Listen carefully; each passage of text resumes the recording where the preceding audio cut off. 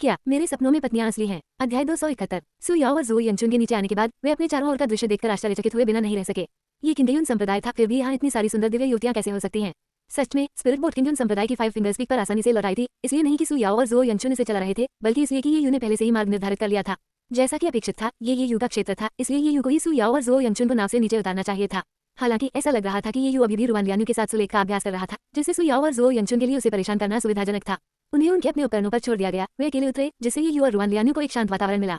हालांकि उन्हें उम्मीद नहीं थी कि जैसे ही वे नाव से उतरे, शाही ड्रैगन वस्त्र पहने एक महिला आगे बढ़ी और जवाब मांगने लगी।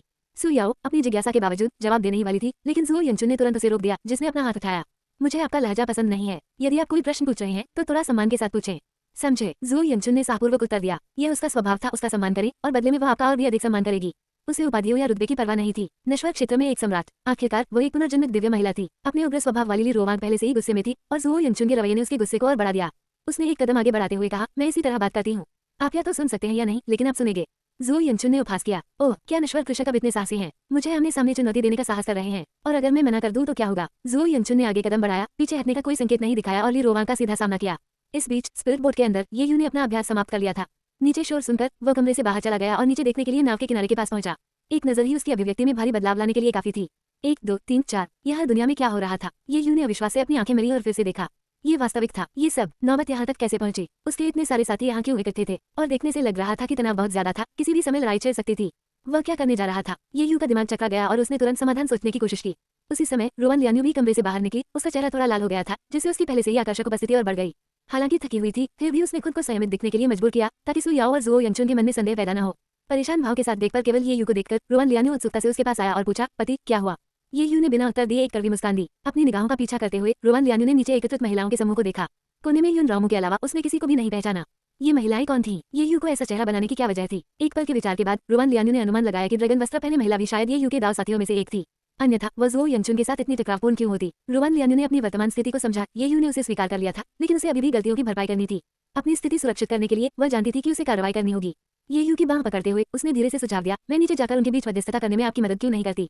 ये सुनकर ये यू ने अपना सिर थोड़ा हिलाया। बेहतर नहीं। नीचे उनमें से 9 लोग थे, यहाँ तक कि लिन मियासु और यून रामू को छोड़कर अभी भी 7 बचे हैं, ली रोवांग, गान जिजुई, ज़ोई यंचुन।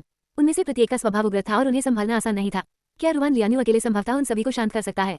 रुआन लियान्यू जोर देने ही वाला था कि नीचे लड़ाई शुरू हो गई। ली रोवांग ने केवल एक विचार के साथ एक सच्चे अजगर के प्रेत को बुलाया, जो अचानक उसके पीछे से निकला, जिसने क्षेत्र को भयानक दबाव से भर दिया। ज़ोई यंचुन पराजित होने के लिए तैयार नहीं थी। उसने अपना दाहिना हाथ उठाया, जिससे आसमान में हलचल मच गई और गड़गड़ाहट हुई, जो एक सर्वनाश के दृश्य जैसा था। ये देखकर बू लिनफे और यून सिगु ने अपनी भौहें सिकोड़ ली। क्या लड़ाई सचमुच अपरिहार्य थी? स्पिरिट बोर्ड से देख रहे ये यू ने आंख भरी। ऐसा लग रहा था कि उसके पास कदम बढ़ाने के अलावा कोई विकल्प नहीं था। एक पल में वह तलवार की रोशनी की एक लकीर में बदल गया, जो गड़गड़ाहट को चीरती हुई तेजी से नीचे गिर रही थी। कुछ ही क्षणों में उसने ज़ोई यंचुन और ली रोवांग के हमलों को तुरंत तितर बितर करते हुए ड्रैगन प्रेत को अलग कर दिया। ये यू उनके सामने प्रकट हुए। उनके आगमन को देखकर तोबा कियो और गन जिजुई को उत्साह की वृद्धि महसूस हुई और वे तेजी से उनके पास आए। ली रोवांग ने उपहास किया, आखिरकार वापस आने का फैसला किया। ज़ोई यंचुन ने तुरंत आपत्ति जताई, मेरे पति के साथ अपना लहजा देखो, तुम्हें कुछ पेंच याद आ रहे होंगे। ये यू की अभिव्यक्ति ठंडी हो गई और उसने बाइंडिंग तकनीक अपनाते हुए धीरे धीरे अपना दाहिना हाथ उठाया। अगले ही पल उसकी छाती से एक सुनहरी रोशनी फूटी और अनगिनत छोटे काले अक्षर प्रकट हुए, जिन्होंने ली रोवांग और ज़ोई यंचुन को बांध दिया। उन्होंने संघर्ष किया, मुक्त होने की कोशिश की, लेकिन उनके प्रयास व्यर्थ थे। जैसे ही ली रोवांग स्पष्टीकरण मांगने ही वाली थी, उसे अचानक महसूस हुआ कि एक शक्तिशाली शक्ति ने उस पर पीछे से हमला किया है। ये यू ने ली रोवांग और ज़ोई यंचुन दोनों के पिछवाड़े में 5 तेज झटके दिए। प्रत्येक झटके से तेज आवाज गूंज रही थी। यद्यपि शारीरिक रूप से हानिकारक नहीं था, चुभने वाला दर्द निर्विवाद था। इतने सारे लोगों के सामने पीटा जाना ये पूरी तरह से अपमानजनक था। एक नश्वर क्षेत्र का सम्राट था, दूसरा पुनर्जन्मित दिव्य। अगर बात फैल गई तो वे दोबारा अपना चेहरा कैसे दिखाएंगे? ली रोवांग चिल्लाया, ये यू तुम्हारी मुझे मारने की हिम्मत कैसे हुई? तुम। जैसे ही उसने विरोध करने के लिए अपना मुंह खोला, ये यू ने जवाब में पहले से भी ज्यादा जोर से 5 थप्पड़ मारे। ली रोवांग का शरीर कांप रहा था, हालांकि दर्द से या शर्मिंदगी से यह स्पष्ट नहीं था। कड़ी सजा से गन जिजुई की पलकें झपकने लगी। दक्षिणी बर्बर महाद्वीप की प्रसिद्ध जहर युवती के रूप में उसका इस तरह सबके सामने अपमानित होने का कोई इरादा नहीं था। ऐसा अपमान, यहाँ तक कि तोबा कियो और लिन मियासु ने भी अपनी भागीदारी पर पुनर्विचार करते हुए एक विवेकपूर्ण कदम पीछे लिया। रुको, इसका उनसे क्या लेना देना? वे पीछे क्यों हट रहे थे? लिन मियासु ने अपना सिर हल्का सा हिलाया, लेकिन करीब आने की हिम्मत नहीं की। ये यू ने समूह को स्कैन किया और दृढ़ता से घोषणा की, अब से जो कोई भी आपस में लड़ने की हिम्मत करेगा उसे उसी परिणाम का सामना करना पड़ेगा, समझे? महिलाओं ने एक स्वर में सिर हिलाया। समझा। अपना सिर झुकाए हुए ज़ोई यंचुन और ली रोवांग ने पूरी तरह से अपमानित महसूस किया। उन्हें एहसास हुआ कि वे बाकी सभी के लिए उदाहरण बन गए हैं। वे संभवतः इसे कहाँ उचित ठहरा सकते हैं। ली रोवांग का गुस्सा शांत हो गया, लेकिन उसने आगे कुछ करने की हिम्मत नहीं की। वह स्पष्ट रूप से समझ गई थी आगे किसी भी विरोध से केवल और अधिक सजा होगी। फिर भी सच में शर्म के नीचे संतुष्टि की एक अकथनीय भावना थी, एक ऐसी भावना जिसे वह खुद में अजीब तरह से गायब पाती थी। क्या मेरे सपनों में पत्नियां असली हैं? अध्याय 272। ये यू के अचानक हस्तक्षेप से पूरा समूह स्तब्ध और चुप हो गया। एक पल के लिए भी किसी ने भी बाहर खड़े होने या हंगामा करने की हिम्मत नहीं की। वे सभी आज्ञाकारी रूप से अपनी जगह पर रुके रहे। यू रामू को छोड़कर, जो कोने में बेचैन था। उपस्थित सभी महिलाओं में अपरिचित लिन मियाक्सु के अलावा बाकी सभी यू के दाव साथी थे, जिनमें से कई ने उसके साथ अंतरंग संबंध साझा करने का दावा किया था। यूं रामू को अकेला बाहरी व्यक्ति के रूप में छोड़ दिया गया था। लेकिन यूं रामू नहीं चाहती थी कि ऐसा हो, वही यू की दाव साथी भी बनना चाहती थी। इसे हासिल करने के लिए उसे अभिनय करना पड़ा। आखिरकार ये यू द्वारा दंडित होना एक बड़ा इनाम था। यदि ये यू ने उस पर हाथ उठाने की हिम्मत की तो यूं रामू उस पर अपना दावा करेगी। एक महिला की प्रतिष्ठा को हल्के में नहीं लिया जा सकता। यदि ये यू ने उस पर हमला करने की हिम्मत की तो वह स्पष्ट कर देगी कि अब वो उसके लिए जिम्मेदार है। अगर उसने इससे इनकार कर दिया तो वह न्याय की मांग करने के लिए सीधे संप्रदाय के गुरु लुओजी के पास जाएगी। इस विचार को मन में रखते हुए यून रामू ने साहपूर्वक आगे कदम बढ़ाया, जैसे कि एक योद्धा प्यार की लड़ाई में उतर रहा हो। उसके अचानक कदम ने अन्य महिलाओं, विशेष रूप से तोबा किए को उत्सुकता से देखा, जो आश्चर्य से देख रही थी। संदेश वास्तव में क्या करने की योजना बना रही थी। इससे पहले कि वह बोलने के लिए अपना मुंह खोल पाती, ये यू ने उसे टोक दिया। थोड़ी देर रुके। उन 5 सरल शब्दों ने यून रामू को उसकी राह पर रोक दिया। उसने जो साहस जुटाया था वह तुरंत टूट गया। ये यू ने उसके हाव भाव को देखने की जहमत नहीं उठाई, बल्कि लिन मियासु की ओर मुड़ गई। आपके शरीर में अग्नि का जहर आपके फेफड़ों में घुस गया है। यह आपके जीवन के लिए एक गंभीर खतरा है। मुझे आपके लिए ये जलसार मिला है, यह अग्नि के जहर को दूर करने में मदद करेगा। अब से उस राक्षसी हथियार का उपयोग करना बंद करें। इसके साथ ही उसने अपने भंडारण रिंग से जलसार निकाला और इसे लिन मियासु को सौंप दिया। अपने हाथों में जलसार का भार महसूस करते हुए लिन मियासु क्षण भर के लिए असमंजस में पड़ गई। जब से उसके भाई लिन फेग्युआन की मृत्यु हुई, किसी ने उसे कुछ भी नहीं दिया। उसकी भलाई के लिए कोई चिंता तो दूर की बात है। जब उसने ईमानदारी से कहा धन्यवाद, तो उसके दिल में एक गर्मजोशी भरी भावना उमड़ पड़ी। ये यू ने हल्के से अपना सिर हिलाया और अपनी आध्यात्मिक भावना के माध्यम से उसे एक संदेश प्रेषित किया। ये परिवार के साथ घटना यह एक धोखा है। वह तलवार दिल को सुरक्षित रखें। अपना एकांत समाप्त करने के बाद मैं सब कुछ समझाऊंगा। अभी के लिए 5 फिंगर स्पीक पर रहें और अपना ख्याल रखें। इन शब्दों को सुनकर लिन मियासु की अभिव्यक्ति में भारी बदलाव आया। एक धोखा। ये यू वास्तव में क्या कहना चाह रहा था। इससे पहले कि वह इस पर और विचार कर पाती, ये यू महिलाओं के समूह के केंद्र में चली गई और घोषणा की, मुझे कुछ दिनों के लिए एकांत में रहने की जरूरत है। इस दौरान मैं नहीं चाहती कि कोई मुझे परेशान करे, और अगर आप में से किसी ने फिर से आपस में लड़ने की हिम्मत की तो मैं आपको दंडित करने में पीछे नहीं हटूंगा। इसके साथ ही ये यू तलवार की रोशनी की एक लकीर में तब्दील हो गया और गायब हो गया, और महिलाएं वहीं खड़ी रह गईं और एक दूसरे पर नजरें डाल रही थीं। एकांतवास। उन्होंने अचानक एकांतवास में जाने का फैसला क्यों किया। जैसे ही ये यू गायब हो गया, ज़ो यंगचुन और ली रोवान पर बंधन खत्म होने लगा और उन्होंने अपनी आजादी वापस पाली। रुवान लियान्यू, जो अभी नीचे आई थी, ने उत्सुकता से पूछा, बहनों मेरे पति कहाँ गए। मूल रूप से उसने स्पिरिट बोर्ड से देखने की योजना बनाई थी, लेकिन लौटने से पहले ये यू गायब हो गया था। इससे वह चिंतित हो गई। वे अभी फिर से मिले थे और वह दोबारा उससे अलग नहीं होना चाहती थी। अपनी कलाई को रगड़ते हुए ज़ो यंगचुन ने उत्तर दिया। उसने कहा कि वह एकांत में जा रहा था।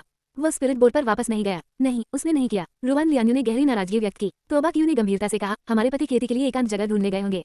चूंकि उन्होंने हमसे कहा है कि उन्हें परेशान न करें, आइए उनकी इच्छाओं का सम्मान करें और उनकी तलाश में न जाएं। रुवान लियान्यू के चेहरे पर आश्चर्य व्यक्त किया गया। क्या आपने उसे पति भी कहा? क्या इसका मतलब है आप भी ये यू के दाव साथियों में से एक हैं? ली रोवान ने उपहास करते हुए कहा, इसमें आश्चर्य की क्या बात है। यहाँ हर महिला ये यू की दाव साथी है। ओह ठीक है, उसे छोड़कर। इसके साथ ही ली रोवान ने यू रामू की ओर इशारा किया। यू रामू का चेहरा लाल हो गया। क्या ये सार्वजनिक रूप से शर्मनाक था? एक कुछ बहिष्करण। रुवान लियान्यू ने चारों ओर नजर दौड़ाई, तेजी से गिनती की और थोड़ा हैरान महसूस किया। उनमें से बहुत सारे, लेकिन यू रामू अभी भी उनमें से एक नहीं थी। पिछली बार जब वे मिले थे तो क्या वह अधिक मुखर नहीं थी? रुवान लियान्यू की हैरान निगाहों को भांपते हुए यू रामू गायब हो जाने के अलावा और कुछ नहीं चाहता था। पराजित बस मत देखो। इस बीच लिन मियासु ने दूर के पहाड़ों की ओर अपनी निगाहें उठाई और रुवान लियान्यू ने जो कहा था उस पर कोई ध्यान नहीं दिया। उसका ध्यान पूरी तरह से उस बात पर केंद्रित था जिसका ये यू ने उल्लेख किया था, ये धोखा। उसका संभवतः क्या मतलब हो सकता है? इसके अलावा क्या ये यू वास्तव में ये परिवार का वंशज था? यदि वह होता तो वह अपने परिवार को कमजोर क्यों करता? लेकिन अगर वह नहीं था तो उसे इतना कुछ कैसे पता था? जाने के बाद ये यू ने आखिरकार राहत की लंबी सांस ली। यहाँ तक कि लिन मियासु और यून रामू को शामिल किए बिना भी स्थिति अभी भी 8 महिलाओं का युद्ध क्षेत्र बनी हुई थी। इतनी भयावह सभा एक गलत कदम और सब कुछ अराजकता में बदल सकता था। उसके पास तुरंत नियंत्रण लेने, उनकी प्रतिक्रिया करने के किसी भी अवसर को बंद करने और तुरंत चले जाने के अलावा कोई विकल्प नहीं था। वह अब नहीं रुक सकता था, अन्यथा इससे चीजें और भी बदतर हो जाती। इसलिए वह एकांत में प्रवेश करने का बहाना लेकर आया, बेहतर दृष्टिकोण की योजना बनाने और एक सपना पूरा करने के लिए खुद के लिए कुछ दिन खरीदे। लेकिन सबसे पहले उसे अपने मालिक हॉन्गरुआन को सूचित करना था। वह भविष्यवाणी कर सकता था कि ली रोवांग, गान जिजुई, युन सिवु और अन्य लोगों के गुस्से के साथ वे संभवतः बाहर डेरा डाल देंगे और उसके एकांतवास को समाप्त करने की प्रतीक्षा करेंगे। और 5 फिंगर्स भी हॉन्गरुआन का क्षेत्र था, इसलिए उसे उस स्थिति की जानकारी देनी चाहिए। इसके अलावा हॉन्गरुआन सहज था। जब तक उसके पास पर्याप्त स्पिरिट स्टोन है, वह संभवतः किसी भी बात के लिए सहमत होगी। अपनी स्टोरेज रिंग पर अपनी पकड़ मजबूत करते हुए ये यू हॉन्गरुआन के कमरे के पास पहुंचा और दरवाजा खोल दिया। जैसे ही वह उसका स्वागत करने वाला था, उसने देखा कि कमरा खाली था। हैरान होकर उसने सोचा, क्या इस समय भी उसे हैंगओवर के कारण सो नहीं जाना चाहिए? वह यहाँ क्यों नहीं है? इधर उधर देखने पर उसकी नजर मेज पर एक पत्र पर पड़ी और उसने उसे पढ़ने के लिए उठा लिया। मैंने हाल ही में एक भविष्यवाणी की और महसूस किया कि मेरी किस्मत बढ़ रही है। मैंने कुछ पुराने हिसाब किताब चुकाने के लिए पहाड़ से नीचे जाने और अतीत में जो कुछ भी खोया था उसे वापस पाने का फैसला किया है। इसके अलावा ये यू, तुम दुष्ट उस महिला को यहाँ वापस ला रहे हो। तुमने वास्तव में मुझे गौरवान्वित किया है। जहाँ तक डेमन सबरिंग माउंटेन पर अवसर की बात है, वह बस कुछ ऐसा था जो मैंने बनाया था, लेकिन ऐसा लगता है कि आपको वास्तव में एक मिल गया है। इस मौके का अच्छे से फायदा उठाओ। इसे पढ़ने के बाद ये यू का मुंह थोड़ा हिल गया। मास्टर, आप वास्तव में अपने पत्ते खेलना जानते हैं। तो अवसर झूठा था। एक हाथ से अपना चेहरा ढकने पर ये यू को निराशा महसूस हुई, लेकिन उसने ऐसा नहीं किया। आखिरकार जब तक लिन मियाजू ने पानी का सार लिया और उसके शरीर से आग का जहर निकाला, उसने उसकी जान बचाई। आरोहण के कगार पर किसी व्यक्ति द्वारा उस पर किए गए उस उपकार के कारण उसे आगे बढ़ने में एक बेजोड़ लाभ होगा। ये सौदा बिल्कुल भी घाटे का नहीं था। उस विचार के साथ ये यू हॉन्गरुआन के कमरे में नहीं रुका। वह मुड़ा और अपने सपनों का अनुकरण शुरू करने से पहले कई बाधाएं खड़ी करते हुए अपने लकड़ी के घर में लौट आया। क्या मेरे सपनों में पत्नियां असली हैं? अध्याय 273। हर बार जब आप किसी सपने में प्रवेश करते हैं तो यह आपके लिए एक नया जीवन होता है। नक्शा और अक्षर लोड हो रहा है। चयन पूर्ण। इस सपने की प्रतिभा आपदा पुनर्निर्देशन गोल्डन किसी भी शारीरिक दुष्प्रभाव को दूसरे व्यक्ति में स्थानांतरित करने की अनुमति देता है। वर्तमान शारीरिक दुष्प्रभाव स्थिति कोई नहीं। आपदा पुनर्निर्देशन लक्ष्य 0/1 संख्या बढ़ सकती है। सुनहरी रोशनी को झिलमिलाते हुए देखकर ये यू को उत्साह में वृद्धि महसूस हुई। आपदा पुनर्निर्देशन, क्या दुष्प्रभाव दूसरों पर स्थानांतरित हो रहे हैं? यह एक दिव्य प्रतिभा थी। इसका मतलब ये था कि यदि कोई ऐसी खेती तकनीक है जिसमें दर्दनाक बलिदान की आवश्यकता होती है, तो वो उन्हें दरकिनार कर सकता है और इसके बजाय किसी और को लागत वहन करने के लिए कह सकता है। अविश्वसनीय। ये यू को सोचने के लिए ज्यादा समय न देते हुए एक मजबूत ताकत ने अचानक उसे अंदर खींच लिया। आयु 0। ये यू का जन्म उत्तरी बंजर भूमि के किनारे पर हुआ था। उनके माता पिता निम्न स्तर के राक्षसी कृषक थे। आयु 5। ये यू धीरे धीरे अपने परिवेश को समझने लगा। ये स्थान उत्तरी बंजर भूमि के सबसे पूर्वी किनारे पर था, जो कठोर मौसम और विरल आबादी वाली बंजर और उजाड़ भूमि थी। यह एकमात्र संगठन येलो स्प्रिंग्स व्यू नामक एक अनारक्षित राक्षसी संप्रदाय था। यहाँ येलो स्प्रिंग्स व्यू की स्थापना का कारण सरल था, ताकत की कमी। उन्हें सुदूर इलाके में जाने के लिए मजबूर किया गया था। संप्रदाय गुरु केवल नवोदित आत्मा अवस्था में थे। ईमानदारी से कहे तो ऐसे साधना स्तर के साथ वो किंडियन संप्रदाय में एक बुजुर्ग के रूप में भी योग्य नहीं होंगे। लेकिन किसी संप्रदाय को शुरू करना लापरवाही नहीं तो महत्वाकांक्षा को दर्शाता है। इस सपने में ये यू के माता पिता का नाम येजिंग और मोहेतान था, जो येलो स्प्रिंग्स व्यू के सदस्य थे। उन्हें निम्न स्तर के राक्षसी कृषक कहना पहले से ही उदारतापूर्वक प्रयोग करना था। वास्तव में एक बाहरी शिक्षक था और दूसरा रसोईया था। हाँ, एक रसोईया।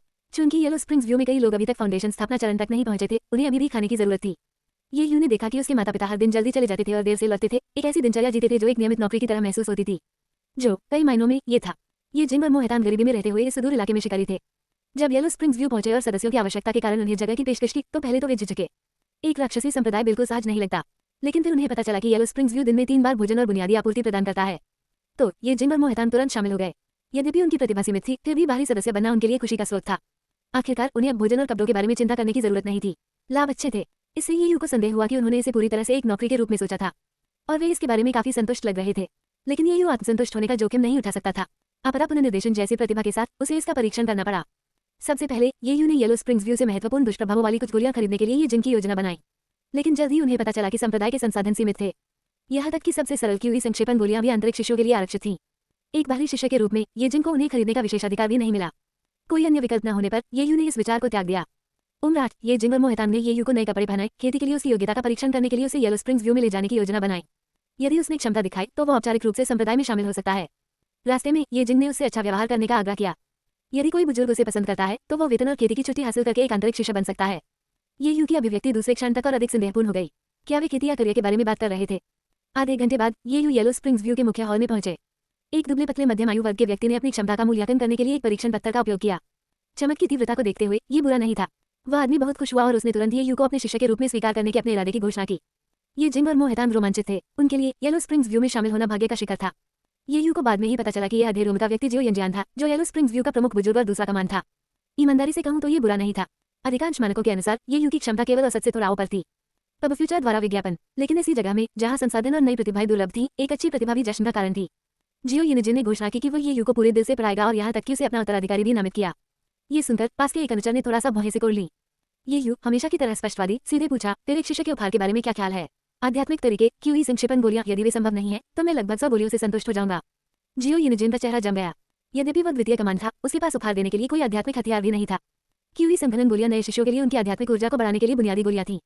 हालांकि वे दुष्प्रभाव के साथ आए। केवल गोलियों के आधार पर भवन निर्माण एक मृतन की ओर ले जाएगा, एक खोखली नींव। 100 क्यूई संक्षेपण गोलियों का सेवन तेजी से प्रगति की अनुमति दे सकता है, लेकिन ये क्यूई संघनन चरण में फंसकर बर्बाद हो जाएगा।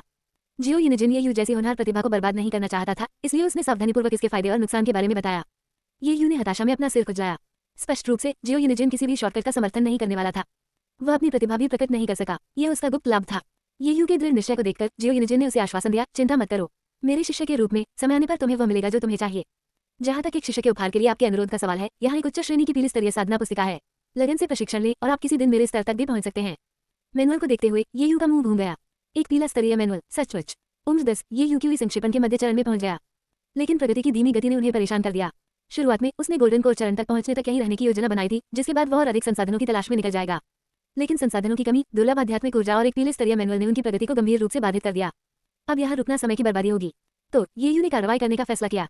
उन्होंने जियो यिनजिन से संपर्क किया और गंभीरता से कहा, मास्टर, मैं प्रगति के लिए उत्सुक हूँ। क्या मेरे सपनों में पत्नियां असली हैं? अध्याय 274। ये यू की उत्सुक अभिव्यक्ति देखकर जियो यिनजिन मुस्कुराए बिना नहीं रह सका। खेती के लिए प्रतिभा, अवसर और सही मानसिकता की आवश्यकता होती है। केवल दृढ़ता वाले लोग ही महान कृषक बन सकते हैं। यहाँ तक कि 1000 साल की कठिनाई भी सिर्फ शुरुआत है। आप केवल 2 वर्षों से खेती कर रहे हैं और पहले ही क्यूई संघनन के मध्य चरण तक पहुंच चुके हैं। ये काफी प्रभावशाली है। आप और क्या चाह सकते हैं? याद रखें, जल्दबाजी बर्बादी का कारण बनती है। ये यू ज्ञान की इन खोखली बातों को सुनकर हताशा की लहर महसूस कर रहा था। 2 साल, क्या वह जानता था कि वे 2 वर्ष कितने महत्वपूर्ण थे? सदियों तक खेती करना दूसरों के लिए ठीक था, लेकिन ये यू के स्वप्न के अनुभव थे जहाँ लोग कुछ ही दशकों में उत्कृष्ट स्तर तक पहुंच गए। जो व्यक्ति तेजी से प्रगति करने का आदी हो, वह इतनी धीमी गति कैसे स्वीकार कर सकता है? मास्टर, ये यू ने अपना सिर हिलाते हुए कहा, मैं जितनी जल्दी हो सके अपनी खेती बढ़ाना चाहता हूँ, चाहे कोई भी दुष्प्रभाव हो। जियो यूनिजिन ने अस्वीकृति में भौहें चढ़ा ली। उन्होंने ये यू के अनुरोध को तुरंत अस्वीकार कर दिया। ये यू के लिए उच्च उम्मीदें रखते हुए वह उसे ऐसे रास्ते पर जाते हुए नहीं देख सकता था जो अंततः उसे बर्बाद कर देगा।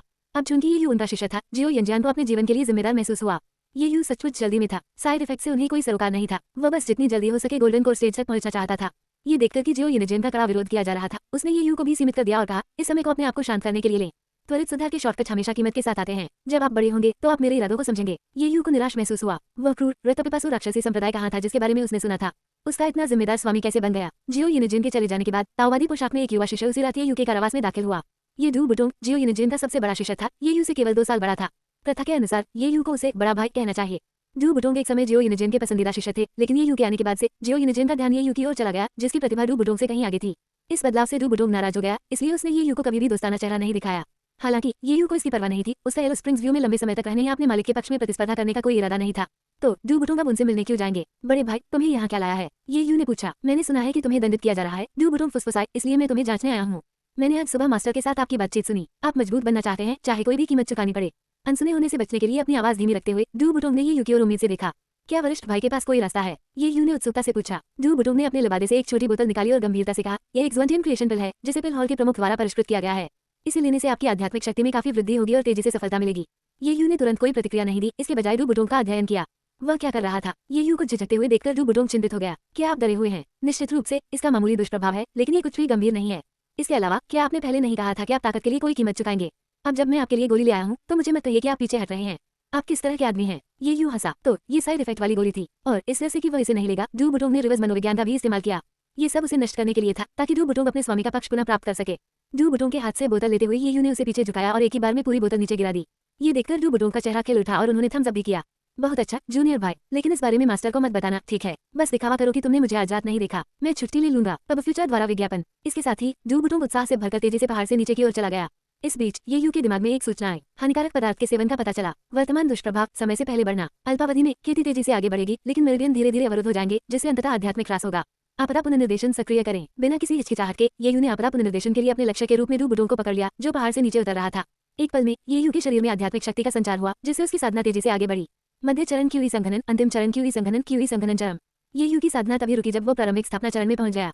एक गहरी सांस छोड़ते हुए ये यू शक्ति के उछाल से आश्चर्यचकित हो गया। इसमें कोई आश्चर्य नहीं कि लोग इस तरह की गोलियों से बर्बादी का जोखिम उठाने को तैयार हैं। तत्काल शक्ति की अनुभूति अद्भुत। इस बीच डू बुटोंग पहाड़ से उतरते समय व्यावहारिक रूप से जश्न मना रहा था। 9 हेवेंस क्रिएशन पिल एक असफल उत्पाद था। यद्यपि ये किसी की खेती को अस्थायी रूप से बढ़ावा दे सकता है, लेकिन अंततः ये शिरोबिंदु को अवरुद्ध कर देगा और कुछ वर्षों के बाद आध्यात्मिक ऊर्जा धीरे धीरे समाप्त हो जाएगी, जिससे कृषक पीछे हट जाएगा और अंततः उन्हें बेकार कर देगा। और ये यू ने पूरी बोतल ले ली थी। वह अपनी ही कब्र खोद रहा था। डू बुटोंग पहले से ही उस दिन की कल्पना कर रहा था जब अवरुद्ध शिरोबिंदु के कारण अपन ये यू बेकार हो जाएगा, जिससे उसे अपने स्वामी का पूरा ध्यान पुनः प्राप्त करने का मौका मिलेगा। इस विचार ने ही उसे रोमांचित कर दिया। अचानक डू बुटोंग को अपने पैरों में तेज दर्द महसूस हुआ और वह एक बड़े पत्थर पर घुटनों के बल गिर गया। क्या चल रहा था। उसने नीचे देखा तो उसके पैरों से खून रिस रहा था। केवल उसके पैर ही नहीं, बल्कि उसके पूरे शरीर से खून बह रहा था, जिससे उसका चोगा लाल हो गया था। तभी उन्हें अपनी शिरोबिंदु में तेज दर्द महसूस हुआ और उनकी आध्यात्मिक ऊर्जा तेजी से खत्म होने लगी। उसके होठों से एक दिल दहला देने वाली चीख निकली, जो रात भर गूंजती रही। क्या मेरे सपनों में पत्नियां असली हैं। अध्याय 275। क्षण भर बाद रोने की आवाज ने येलो स्प्रिंग्स व्यू के शिष्यों को घटनास्थल की ओर आकर्षित किया। जब जियो यूनिजिन ने डू बुटोंग की दुखद मौत देखी तो उसका चेहरा पीला पड़ गया। इससे कोई फर्क नहीं पड़ता, डू बुटोंग अभी भी उनका सबसे बड़ा शिष्य था। वह इस तरह संप्रदाय के मैदान में कैसे मर सकता था। अचानक जियो यूनिजिन की अभिव्यक्ति बदल गई और वह ये यू को देखने के लिए पहाड़ पर चढ़ गया, जो कैद था। उन्हें ये देखकर आश्चर्य हुआ कि ये यू न केवल जीवित और स्वस्थ था, बल्कि बेवजह फाउंडेशन स्थापना चरण में भी आगे बढ़ गया था। क्या चल रहा था। हैरान होकर जियो यूनिजिन ने डू बुटोंग की लाश की जांच करने के लिए ये यू को नीचे लाया। क्या तुमने आज रात अपने वरिष्ठ भाई को देखा या कुछ सुना। जियो यूनिजिन ने पूछा। ये यू भी डू बुटोंग को मृत पाकर आश्चर्यचकित हो गया। उसने मनी मन सोचा, क्या साइड इफेक्ट से उसकी शिरोबिंदु खत्म नहीं हो जाएगी। आखिर उसकी मौत कैसे हुई। ये यू ने तुरंत अपने आप को शांत करते हुए जवाब दिया, हाँ, सीनियर ब्रदर मुझसे पहले मिले थे, कुछ बातें की और कुछ देर बाद चले गए। इसके अलावा मैं कुछ नहीं जानता। जियो यूनिजिन ने भौहें चढ़ा दी। एक राक्षसी संप्रदाय के रूप में भी हम साथी शिष्यों को नुकसान पहुंचाने से सख्ती से मना करते हैं। क्या आप निश्चित हैं कि यह सिर्फ एक आकस्मिक बातचीत थी। बिल्कुल, ये यू ने दृढ़ता से उत्तर दिया। स्वर्ग के प्रति ईमानदार। हालांकि डू बुटोंग की मृत्यु अप्रत्यक्ष रूप से उससे संबंधित थी, कोई भी इसे कभी भी उससे नहीं जोड़ पाएगा।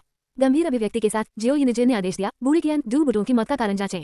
एक मोटा गंजा आदमी डू बुटोंग की छाती पर हाथ रखकर आगे बढ़ा। एक हल्की सी चमक चमकी और ये देखकर ये यू लगभग जोर से हंसा। येलो स्प्रिंग्स व्यू में अपने 2 वर्षों के दौरान वह बड़ों को अच्छी तरह से जानने लगा था। उनके सामने वाला व्यक्ति पिल हॉल का प्रमुख कियान जिंगवान था। यदि डू बुटोंग ने झूठ नहीं बोला होता तो 9 हेवेंस क्रिएशन पिल इसी आदमी द्वारा बनाई गई थी। मृत्यु का कारण कौन बेहतर ढंग से निर्धारित कर सकता है। निश्चित रूप से 2 सांसों के भीतर कियान जिंगवान ने भौहें चढ़ा ली और बुदबुदाया, कोई आध्यात्मिक ऊर्जा नहीं। शिरोबिंदु टूट गए। क्या ऐसा हो सकता है। वह आप किस बारे में बड़बड़ा रहे हैं। जियो यूनिजिन ने अधीरता से मांग की। शर्मिंदा होते हुए कियान जिंगवान ने उत्तर दिया, बुजुर्ग, आज पहले डू बुटोंग ने मुझसे 9 हेवेंस क्रिएशन पिल्स की एक बोतल मांगी, ये कहते हुए कि यह एक प्रयोग के लिए थी। मैंने इसके बारे में ज्यादा नहीं सोचा और उसे दे दी। मेरी जांच के अनुसार उसने शायद पूरी बोतल पी ली। ओवरडोज के कारण उसकी आध्यात्मिक ऊर्जा अनियंत्रित रूप से बढ़ गई, जिससे उसकी मेरुदंड टूट गई और परिणामस्वरूप उसकी मृत्यु हो गई। कियान जिंगवान की आवाज बमुश्किल सुनाई देने वाली बड़बड़ाहट में बदल गई। जियो यिनजेन का चेहरा गुस्से से तमतमा उठा। अपनी तलवार खींचते हुए उसने कियान जिंगवान पर हमला किया, जो तेजी से भागने के लिए चिल्लाया, मुझे कैसे पता चलेगा कि आपका शिष्य पूरी बोतल लेने के लिए मूर्ख होगा? यह मेरी गलती नहीं है, जियो यिनजेन ने दहाड़ते हुए कहा। क्या जब कोई आपसे गोलियां मांगता है तो क्या आप उन्हें गोलियां दे देते हैं? तो मैं आपकी जान ले लूंगा। शिष्यों को हतप्रभ छोड़कर दोनों बुजुर्ग तुरंत गायब हो गए। किसी ने भी डू बुटों के शरीर को दोबारा देखने की जहमत नहीं उठाई। वह सिर्फ एक मूर्ख था जिसने अपनी मौत खुद हिला दी। शायद ही इस पर और ध्यान देने लायक हो। उस दिन के बाद से जियो यिनजेन ने उदाहरण के तौर पर डू बुटों का उपयोग करते हुए येयू को बार बार याद दिलाया कि कभी भी कोई भी गोली हल्के में न लें। बाहर से येयू ने आज्ञाकारी रूप से सिर हिलाया, लेकिन वह जल्द ही कियान जिंगवान के पास गया और खुलेआम गोलियों का अनुरोध किया। ये दावा करते हुए कि उसका शरीर विषाक्त पदार्थों से प्रतिरक्षित है, वह केवल मनोरंजन के लिए गोलियां लेना चाहता था। लेकिन डू बुटों की घटना से भयभीत कियान जिंगवान ने दृढ़ता से इनकार कर दिया, ये जानते हुए कि अगर येयू को कुछ हुआ, जो अब जियो यिनजेन का एकमात्र शिष्य है, जियो यिनजेन उसे नहीं छोड़ेगा। चाहे येयू ने कितनी भी दृढ़ता से पूछा, कियान जिंगवान दृढ़ रहा नहीं। 11 साल की उम्र में येयू की खेती अभी भी शुरुआती फाउंडेशन स्थापना चरण में रुकी हुई थी। संसाधनों की कमी और हानिकारक गोलियां प्राप्त करने में असमर्थता से निराश होकर उन्होंने फैसला किया कि अब वहां से चले जाने का समय आ गया है। भले ही उसकी ताकत सीमित थी, फिर भी बाहर के जोखिमों का सामना करना यहाँ के नीरस दिनों से बेहतर था। हालांकि जब वह जाने की तैयारी कर रहा था, येलो स्प्रिंग्स व्यू के संप्रदाय गुरु मां जिनटियन वर्षों बाद गंभीर रूप से घायल होकर वापस लौटे। उनके आने से हलचल मच गई और सभी लोग उन्हें देखने गए। अपने पिता ये जिनके लिए एक पत्र छोड़कर येयू ने हंगामे के दौरान वहां से खिसकने की योजना बनाई। लेकिन इससे पहले कि वो संप्रदाय से बाहर निकल पाता, जियो यंजियान ने उसे देख लिया और उसे वापस मुख्य हॉल में खींच लिया। हमारे संप्रदाय के गुरु गंभीर रूप से घायल हैं। नई पीढ़ी के एक प्रमुख शिष्य के रूप में आपको अवश्य उपस्थित होना चाहिए। जियो यिनजेन ने जोर दिया। येयू हताश था। यदि वह मर रहा है तो उसे मरने दो। देखने का क्या मतलब है? क्या यह उसे मरने से रोकेगा? और प्रमुख शिष्य में फाउंडेशन स्थापना चरण के साधक कब से शामिल हैं? परेशान होकर येयू मुख्य हॉल में दाखिल हुआ, जहां उसने कियान जिंगवान को खून से लथपथ एक व्यक्ति के पास अपना सिर हिलाते हुए देखा। यह मां जिनटियन होगा, जिससे वो कभी नहीं मिला था। देखने से लग रहा था कि वह आदमी सचमुच मौत के कगार पर था। यिनजेन कहाँ है? मां जिनटियन की कमजोर आवाज ने पुकारा। एक पल के लिए येयू ने इसे यिनजियान विश्वासघाती समझा, लेकिन बाद में उसे एहसास हुआ कि वह जियो यिनजियान को बुला रहा था। खैर, ये नाम एक राक्षसी संप्रदाय के गुरु के लिए उपयुक्त है, उसने मन में सोचा। जियो यिनजेन लाल आंखों के साथ उसके पास आया। संप्रदाय मास्टर, क्या आपके पास कोई अंतिम निर्देश है? मैं उन्हें देखूंगा। मां जिनटियन ने अपनी भंडारण अनुभूति से एक स्क्रॉल निकाला और उसे सौंप दिया। यह एक निश्चित तकनीक है जिसे मैंने बड़ी कीमत पर प्राप्त किया है। इसकी अच्छी तरह से रक्षा करें और इसे केवल किसी उपयुक्त व्यक्ति को ही दें। येलो स्प्रिंग्स व्यू का भविष्य इस पर निर्भर करता है। जियो यिनजेन ने तकनीक को पकड़ लिया, उसकी आंखों से आंसू बह रहे थे। येयू की आंखें चमक उठी। एक वर्जित तकनीक, ये ऐसी तकनीकें थी जिनका उपयोग करने के लिए भारी कीमत की आवश्यकता होती थी। अब ये वास्तव में मुझे जगाए रख सकता है। अंत में मां जिनटियन का निधन हो गया और जियो यिनजेन येलो स्प्रिंग्स व्यू के नए संप्रदाय गुरु बन गए, जिसका अर्थ था कि येयू की अपनी स्थिति संप्रदाय गुरु के मुख्य शिक्षक के रूप में बढ़ गई। एक ऐसा शीर्षक जो सुनने में भव्य लगता था, लेकिन उसका व्यावहारिक महत्व बहुत कम था। उसी रात येयू जियो यिनजेन के पास गया और उत्सुकता से निश्चित तकनीक से प्रशिक्षण लेने का अनुरोध किया।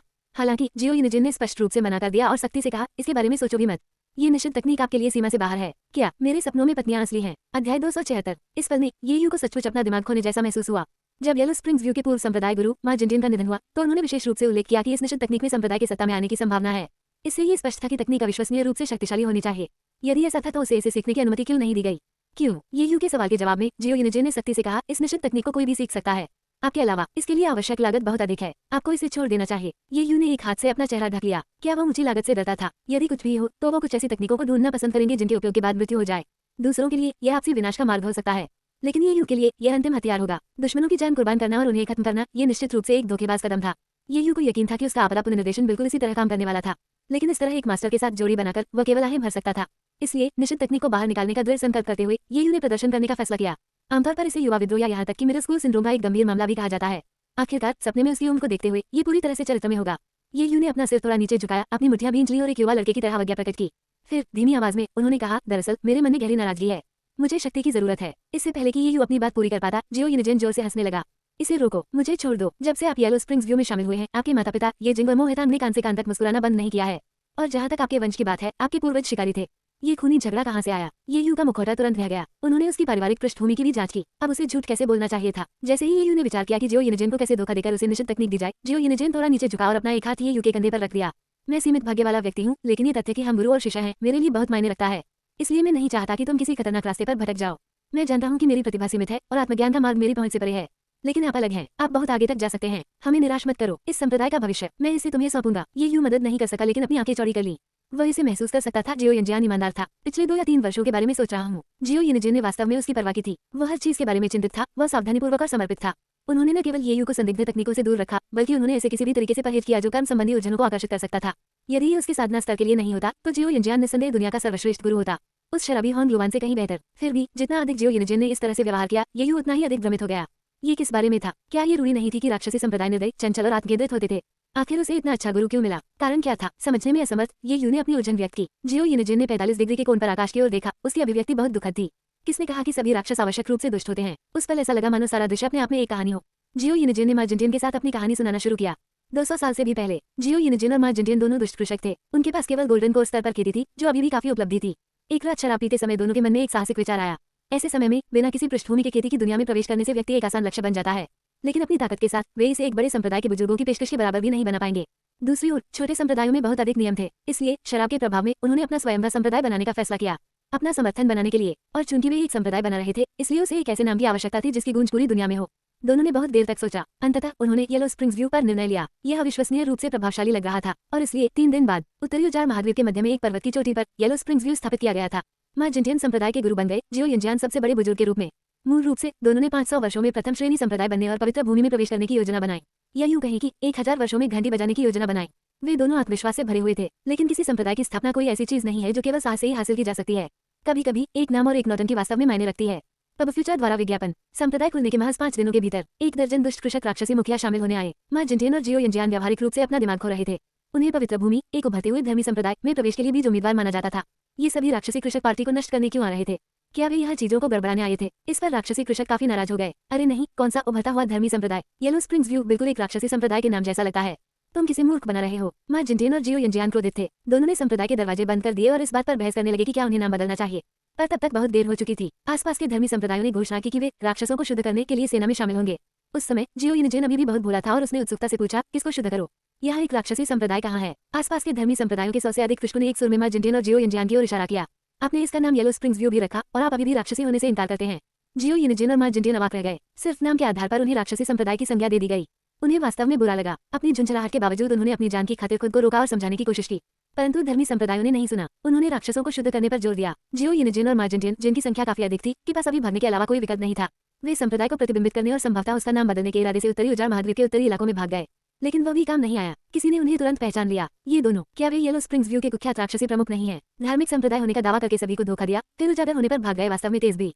जियो यिनजिन और माँ जिनजिन टूटने की कगार पर थे। नई जगह पर भी कोई उन्हें कैसे पहचान सकता है? बाद में उन्हें पता चला कि उनका जल्दबाजी में भागना एक स्पिरिट स्टोन पर दर्ज किया गया था, जो पूरे उत्तरी उजार महाद्वीप में घूम रहा था। कारण ये बताया गया कि 2 राक्षसी प्रमुख एक धार्मिक संप्रदाय की स्थापना करने में विफल रहे और जल्दी से भाग गए, संभवतः अन्य संप्रदायों में शामिल हो गए।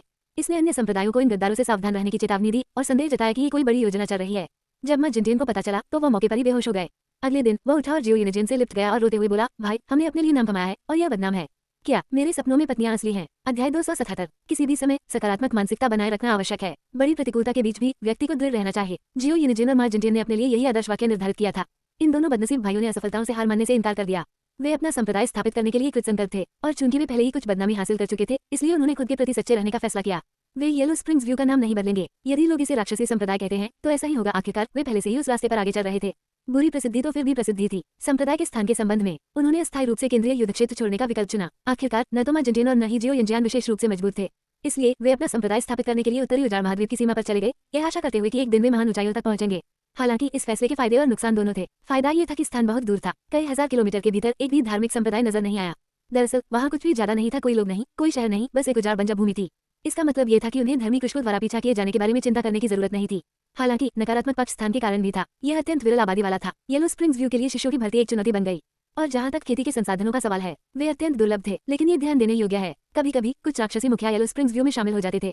इसने उन्हें राक्षसी संप्रदाय के रास्ते पर और नीचे धकेल दिया, लेकिन इससे कोई फर्क नहीं पड़ा। ऐसे सुदूर स्थान पर आने वाले राक्षसी साधक आमतौर पर वे होते थे जिनके पास जाने के लिए कोई और जगह नहीं होती थी।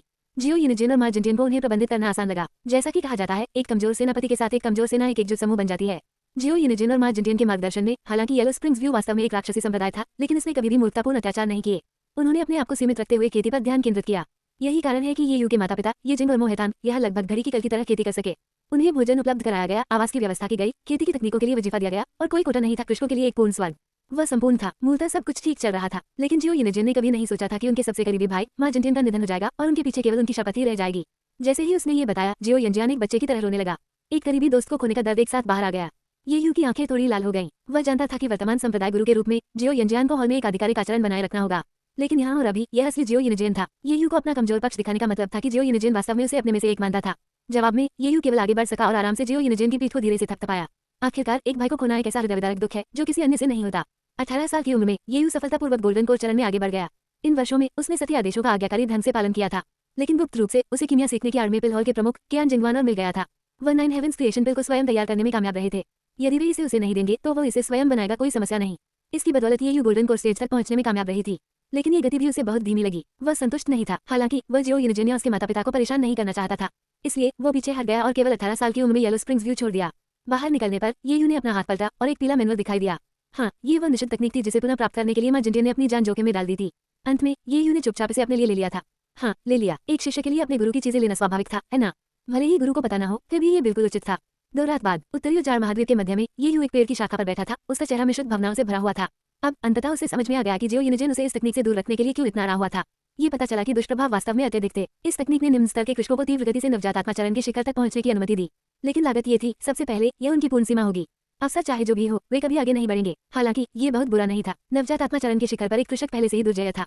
एक प्रमुख संप्रदाय में वे एक बुजुर्ग का पद भी सुरक्षित कर सकते थे। लेकिन दूसरी लागत सचमुच भयावह थी। लिंग परिवर्तन। जैसे जैसे किसी की खेती आगे बढ़ती है, पुरुष कृषक धीरे धीरे कुछ हिस्सों को खो देते हैं और कुछ हासिल कर लेते हैं और महिला कृषक बन जाते हैं। अब फ्यूचर द्वारा विज्ञापन, और यही बात महिला कृषकों पर भी लागू होती है। वे पुरुषों में बदल जाएंगी। नेसेंसो शिखर पर पहुंचने पर खोए हुए हिस्से पुनः प्रकट हो जाएंगे। दोनों लिंग से अस्तित्व में रहेंगे और उनका जीवनकाल बहुत कम होकर मात्र 200 वर्ष रह जाएगा। इस तकनीक ने शरीर को पूरी तरह से सूखा दिया और व्यक्ति की पहचान बदल दी। इसमें कोई आश्चर्य नहीं कि जियो यूनिजन ने इसे जारी किए बिना 6 साल तक छिपाकर रखा था। ये बिल्कुल भयावह था। यह एक आदमी की गरिमा का मामला था। ये ने खुद पर नजर डाली और महसूस किया कि उसकी रीढ़ में कभी दौड़ रही है। ये तकनीक विकृत भाग्य का प्रतीक थी, लेकिन यह एक उत्कृष्ट सजा होगी। अब बदकिस्मत उम्मीदवार कौन होगा? ये ने अपनी छुट्टी रगड़ी। इस तकनीक के प्रभाव को स्वयं अनुभव करने का उसका एक क्षण के लिए भी कोई इरादा नहीं था, इसलिए उसने इसका उपयोग करने के लिए एक दुर्भाग्यपूर्ण आत्मा को खोजने की योजना बनाई। जैसे ही वह बाहर जाकर सही व्यक्ति की तलाश करने वाला था, किस्मत ने सीधे उसे मौका दे दिया। एक जोड़ा, एक पुरुष और एक महिला हाथ में हाथ डाले आए। पुरुष औसत शक्ल सूरत का था, जबकि महिला आकर्षक थी। हालांकि उसके नैन नक्श में एक खास तरह की दुनिया सी थकान थी जो कुछ हद तक खराब थी।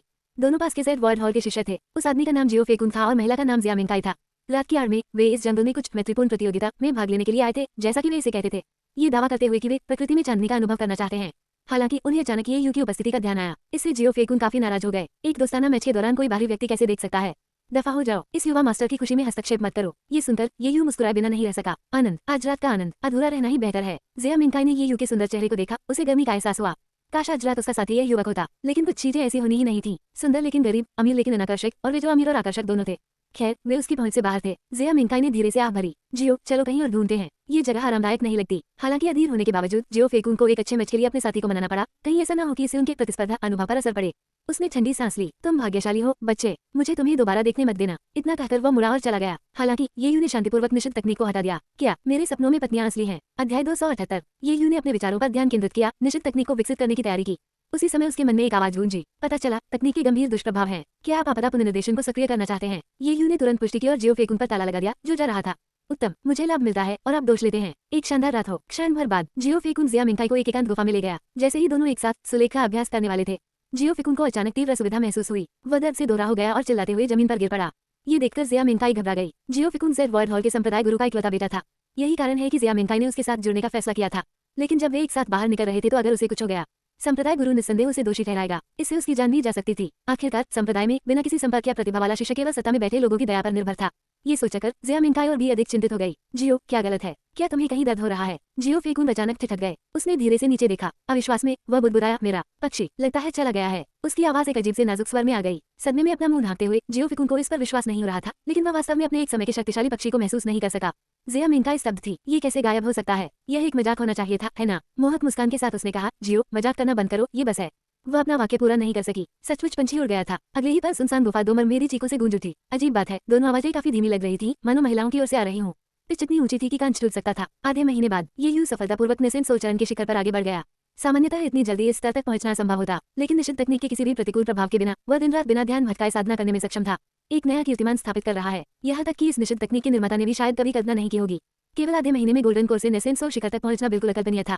हालांकि कुछ लोगों के लिए ये काफी दुर्भाग्यपूर्ण था। वर्ल्ड हॉल के भीतर एक महिला की पीड़ा भरी चीख अक्सर सुनाई देती थी, लेकिन इन सबका ये यू से कोई लेना देना नहीं था। उन 2 सप्ताहों के दौरान ये यू कुछ भी नहीं बल्कि निष्क्रिय था। उन्होंने दयांग राजवंश की यात्रा की। हुआनफू बेजी को खोजने की उम्मीद है। सपनों की दुनिया में क्विंक्यू फॉक्स कबीले के यनफुजिन से मुठभेड़ के अपने पिछले अनुभव के आधार पर इस समय में हुआनफू बेजी का भी अस्तित्व होना चाहिए। ये यू के पास पहले से ही एक योजना थी। उनके वर्तमान साधना स्तर के साथ अधिक निश्चित तकनीकों को प्राप्त करने का कोई रास्ता नहीं था।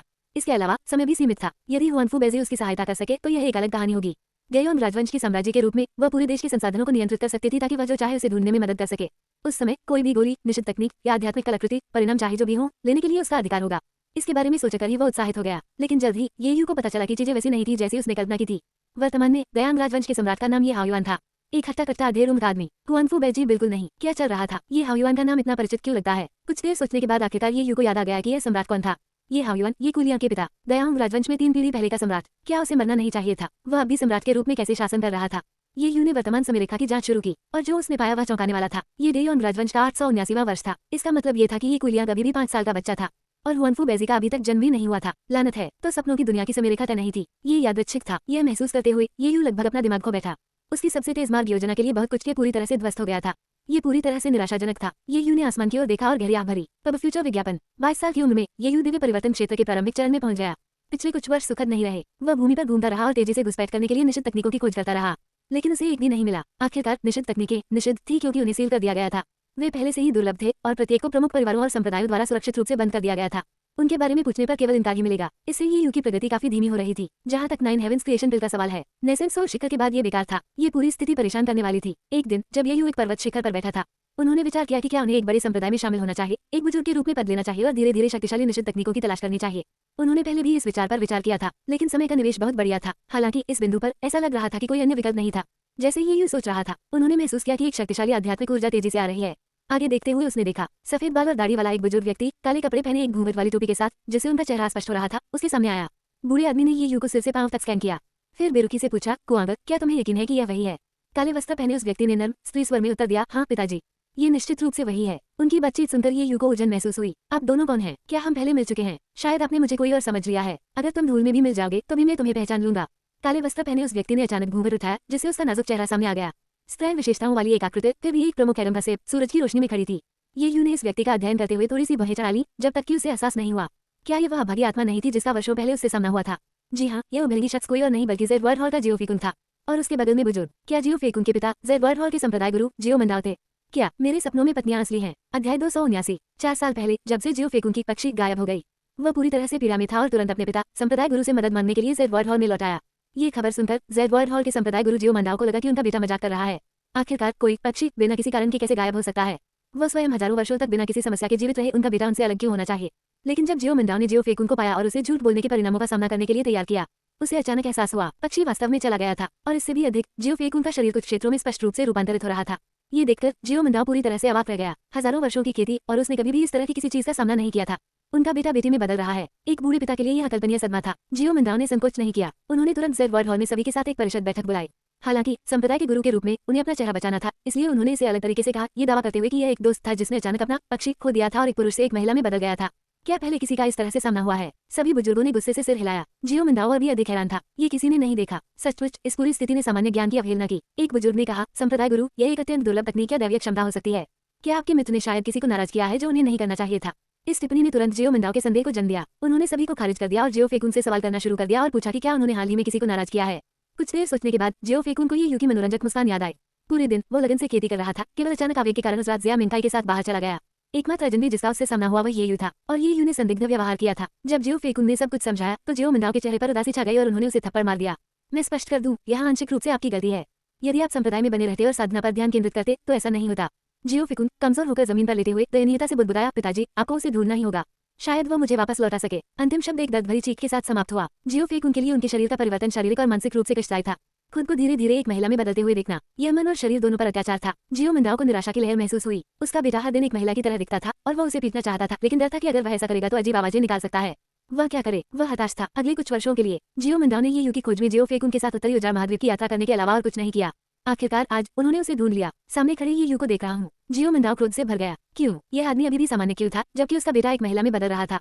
जियो मंदाओ ये यू को उसी समय मार देना चाहता था, लेकिन वह नहीं कर सका। उसे अभी उम्मीद थी कि ये यू जियो फेकुन को वापस लाने में मदद कर सकता है।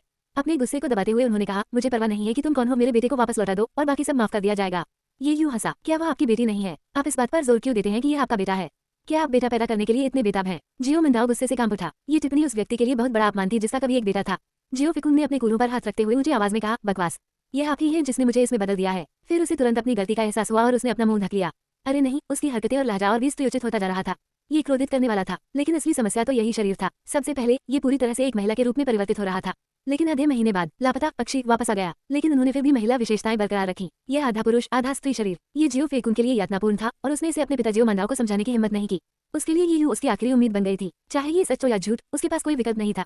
आंखें लाल और धीमी आवाज में जियो फेकुन ने विनती की, पिताजी, मुझे यकीन है कि यह वही है। उसे संप्रदाय में वापस ले जाओ। इस लड़की के पास उसे बोलने के लिए मजबूर करने के तरीके हैं। जियो मंदाओ ने एक हाथ से अपना चेहरा ढक लिया और बुदबुदाया, बस पहले से ही चुप रहो। हर बार जब उसने कहा ये लड़की, तो इससे जियो मंदाओ की त्वचा खराब हो गई। तब फ्यूचर द्वारा विज्ञापन। जियो फेकुन को अपनी गलती का एहसास हुआ। वह चुप रहा लेकिन ये यू को लगातार घूरता रहा। जियो मंदाओ आगे बढ़े, ये यू को स्थिर करने और उसे दूर ले जाने की तैयारी। उसने अपना बायां हाथ उठाकर जादू कर दिया, लेकिन ये यू वापस लड़ने के लिए तैयार हो गया। जैसे ही वह अपनी चाल चलने वाला था, 100 झांग ऊंचे शिवालय का एक विशाल प्रेत अचानक प्रकट हुआ, जिसने जियो मंदाओ और जियो फेकुन को अपने भीतर फंसा लिया। सुनहरी रोशनी फूट पड़ी, जिसमें अनगिनत रून पैटर्न फैल गए। एक पल में जियो मंदाओ और जियो फेकुन खून की धुंध में बदल गए। उनकी आत्माएं भी विलीन हो गईं। ये देखकर ये यू ने भौहें चढ़ा ली, उत्सुकता से कि अब उसकी मदद के लिए कौन हस्तक्षेप करेगा। जल्दी एक सुंदर आदमी प्रकट हुआ। उन्होंने धीरे से कहा, मैं बाई यूबिन हूँ, बाई परिवार का मुखिया। तुम्हारा जीवन बचाने के लिए मुझे धन्यवाद देने की कोई आवश्यकता नहीं है।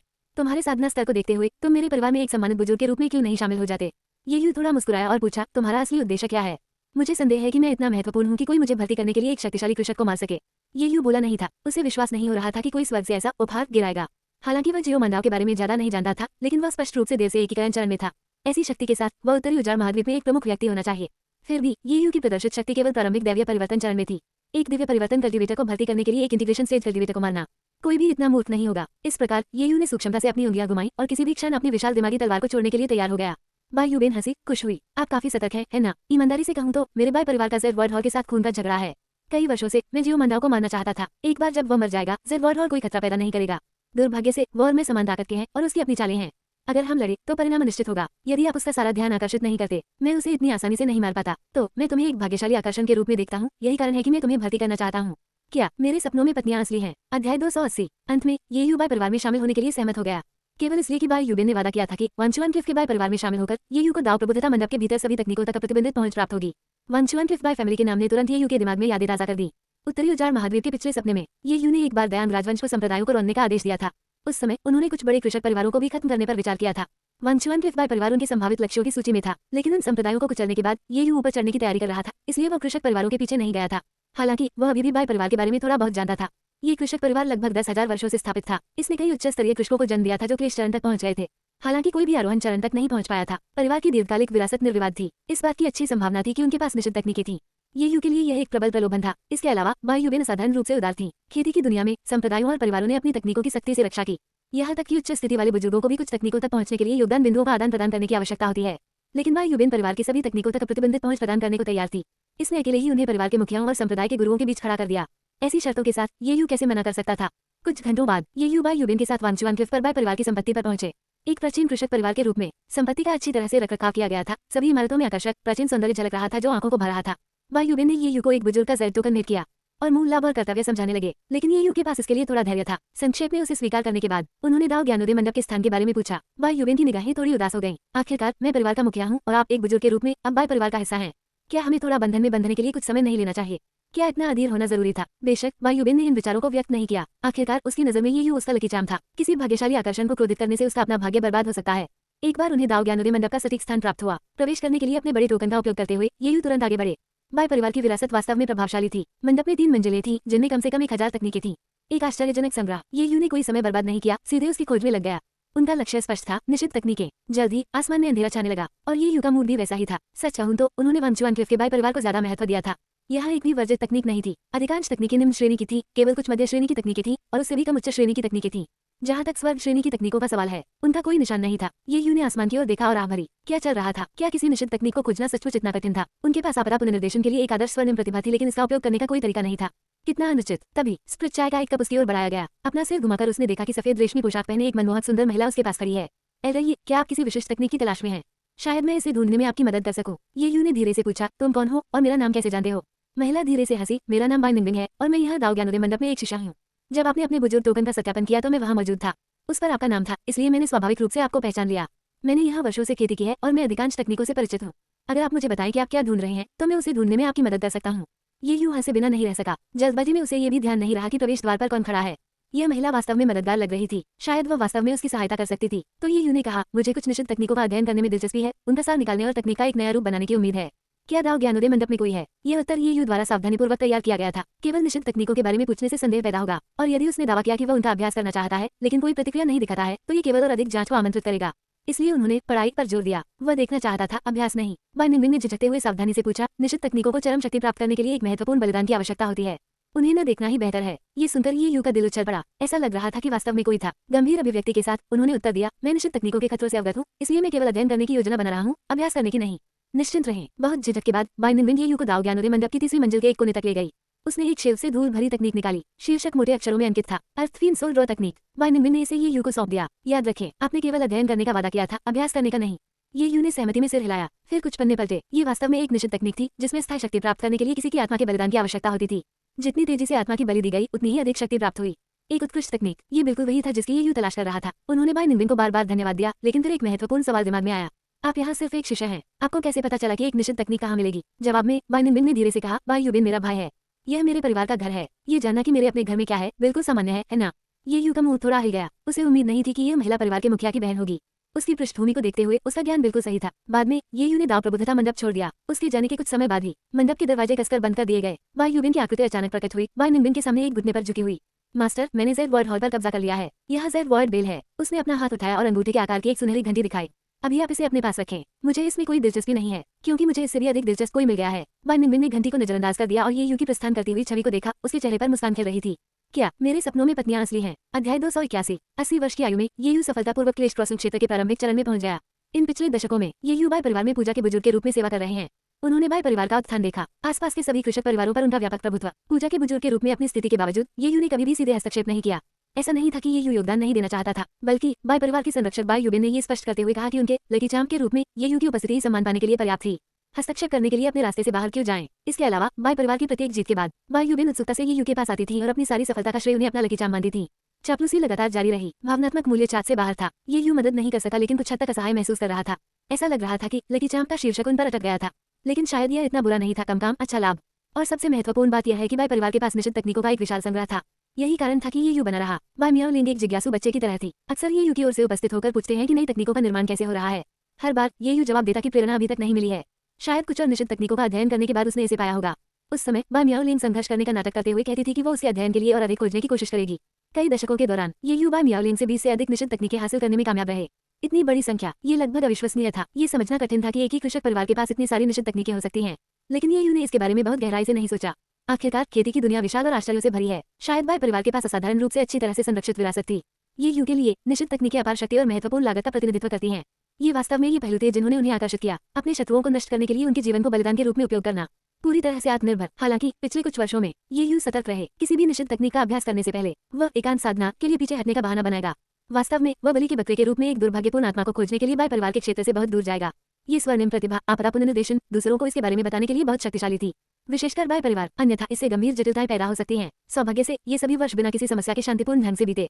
इससे ये यू को काफी सहज महसूस हुआ। शायद स्वर्गारोहण तक बाई परिवार के साथ रहना कोई बुरा विचार नहीं था।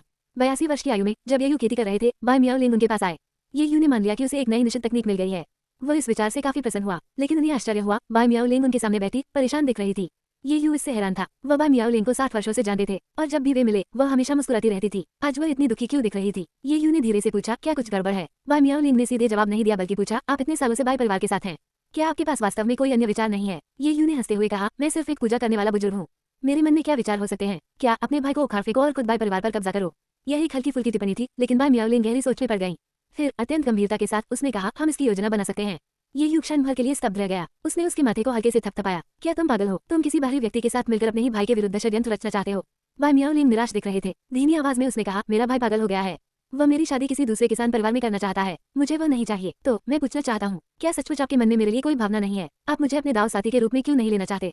क्या ऐसा इसलिए है क्योंकि मैं पर्याप्त सुंदर नहीं हूँ? ये कहते हुए बाई मियाओ लिंग ने थोड़ा ऊपर देखा। उसकी आंखें शिकायत से लाल हो गईं। उसने ये यू को इतनी दयनीय दृष्टि से देखा कि यह किसी के भी दिल को छू जाएगा। एक पल के लिए ये यू को भटकाव महसूस हुआ। बाई परिवार में शामिल होने के बाद से बाई युबिन के अलावा पहला व्यक्ति जिसने उन पर गहरी छाप छोड़ी वह बाई मियाओ लिंग थे।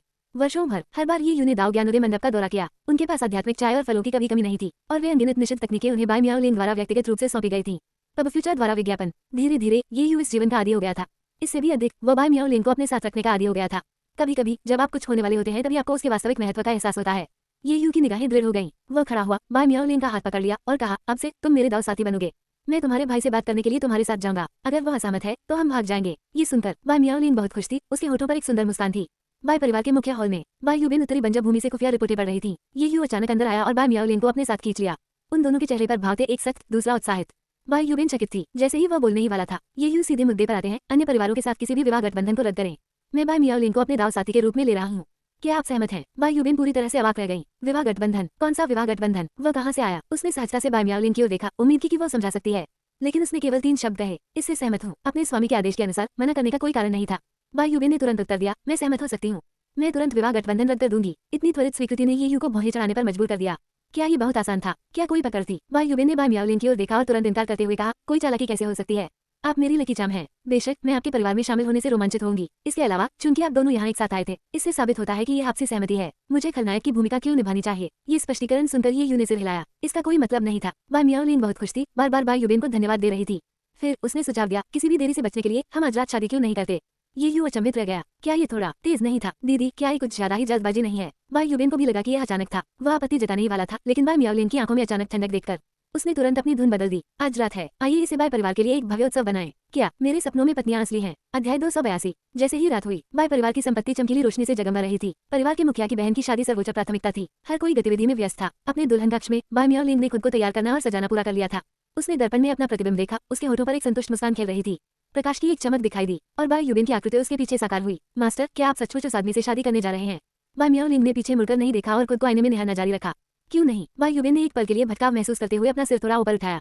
7 साल पहले जब वो पहली बार येयू से मिले थे, बाई मियाओलिंग भी वहाँ मौजूद थे। सख्ती से बोल रहा हूँ, यदि बाई मियाओलिंग के आदेश के लिए नहीं। बाई युबिन ने हस्तक्षेप करने से पहले तब तक इंतजार किया होगा जब तक जियो मिंदाओ ने येयू को मार नहीं दिया। उसे पकड़ने और लकी चार्म की सारी बातें सिर्फ बहाने थीं। यहाँ तक कि बाद में येयू को बाई परिवार में शामिल होने का निमंत्रण भी बाई मियाओलिंग के आदेश पर किया गया था। बाई युबिन ने इस सब पर अंतहीन विचार किया था। वह बस ये नहीं समझ सका कि बाई मियाओलिंग ने येयू में इतना निवेश क्यों किया था। उसके अचानक शादी करने के फैसले से वह और भी अधिक हैरान हो गया। उसी सुबह बाई युबिन को कुछ भी पता नहीं था। दूसरे परिवार के साथ कथित विवाह गठबंधन ने उसे पूरी तरह से अंधा कर दिया था। इस पर दोबारा विचार कर रहा हूँ। संभवतः यह एक कहानी थी जो उसके गुरु ने गढ़ी थी। लेकिन मास्टर, क्या आपकी पहचान को देखते हुए ये वास्तव में उचित है?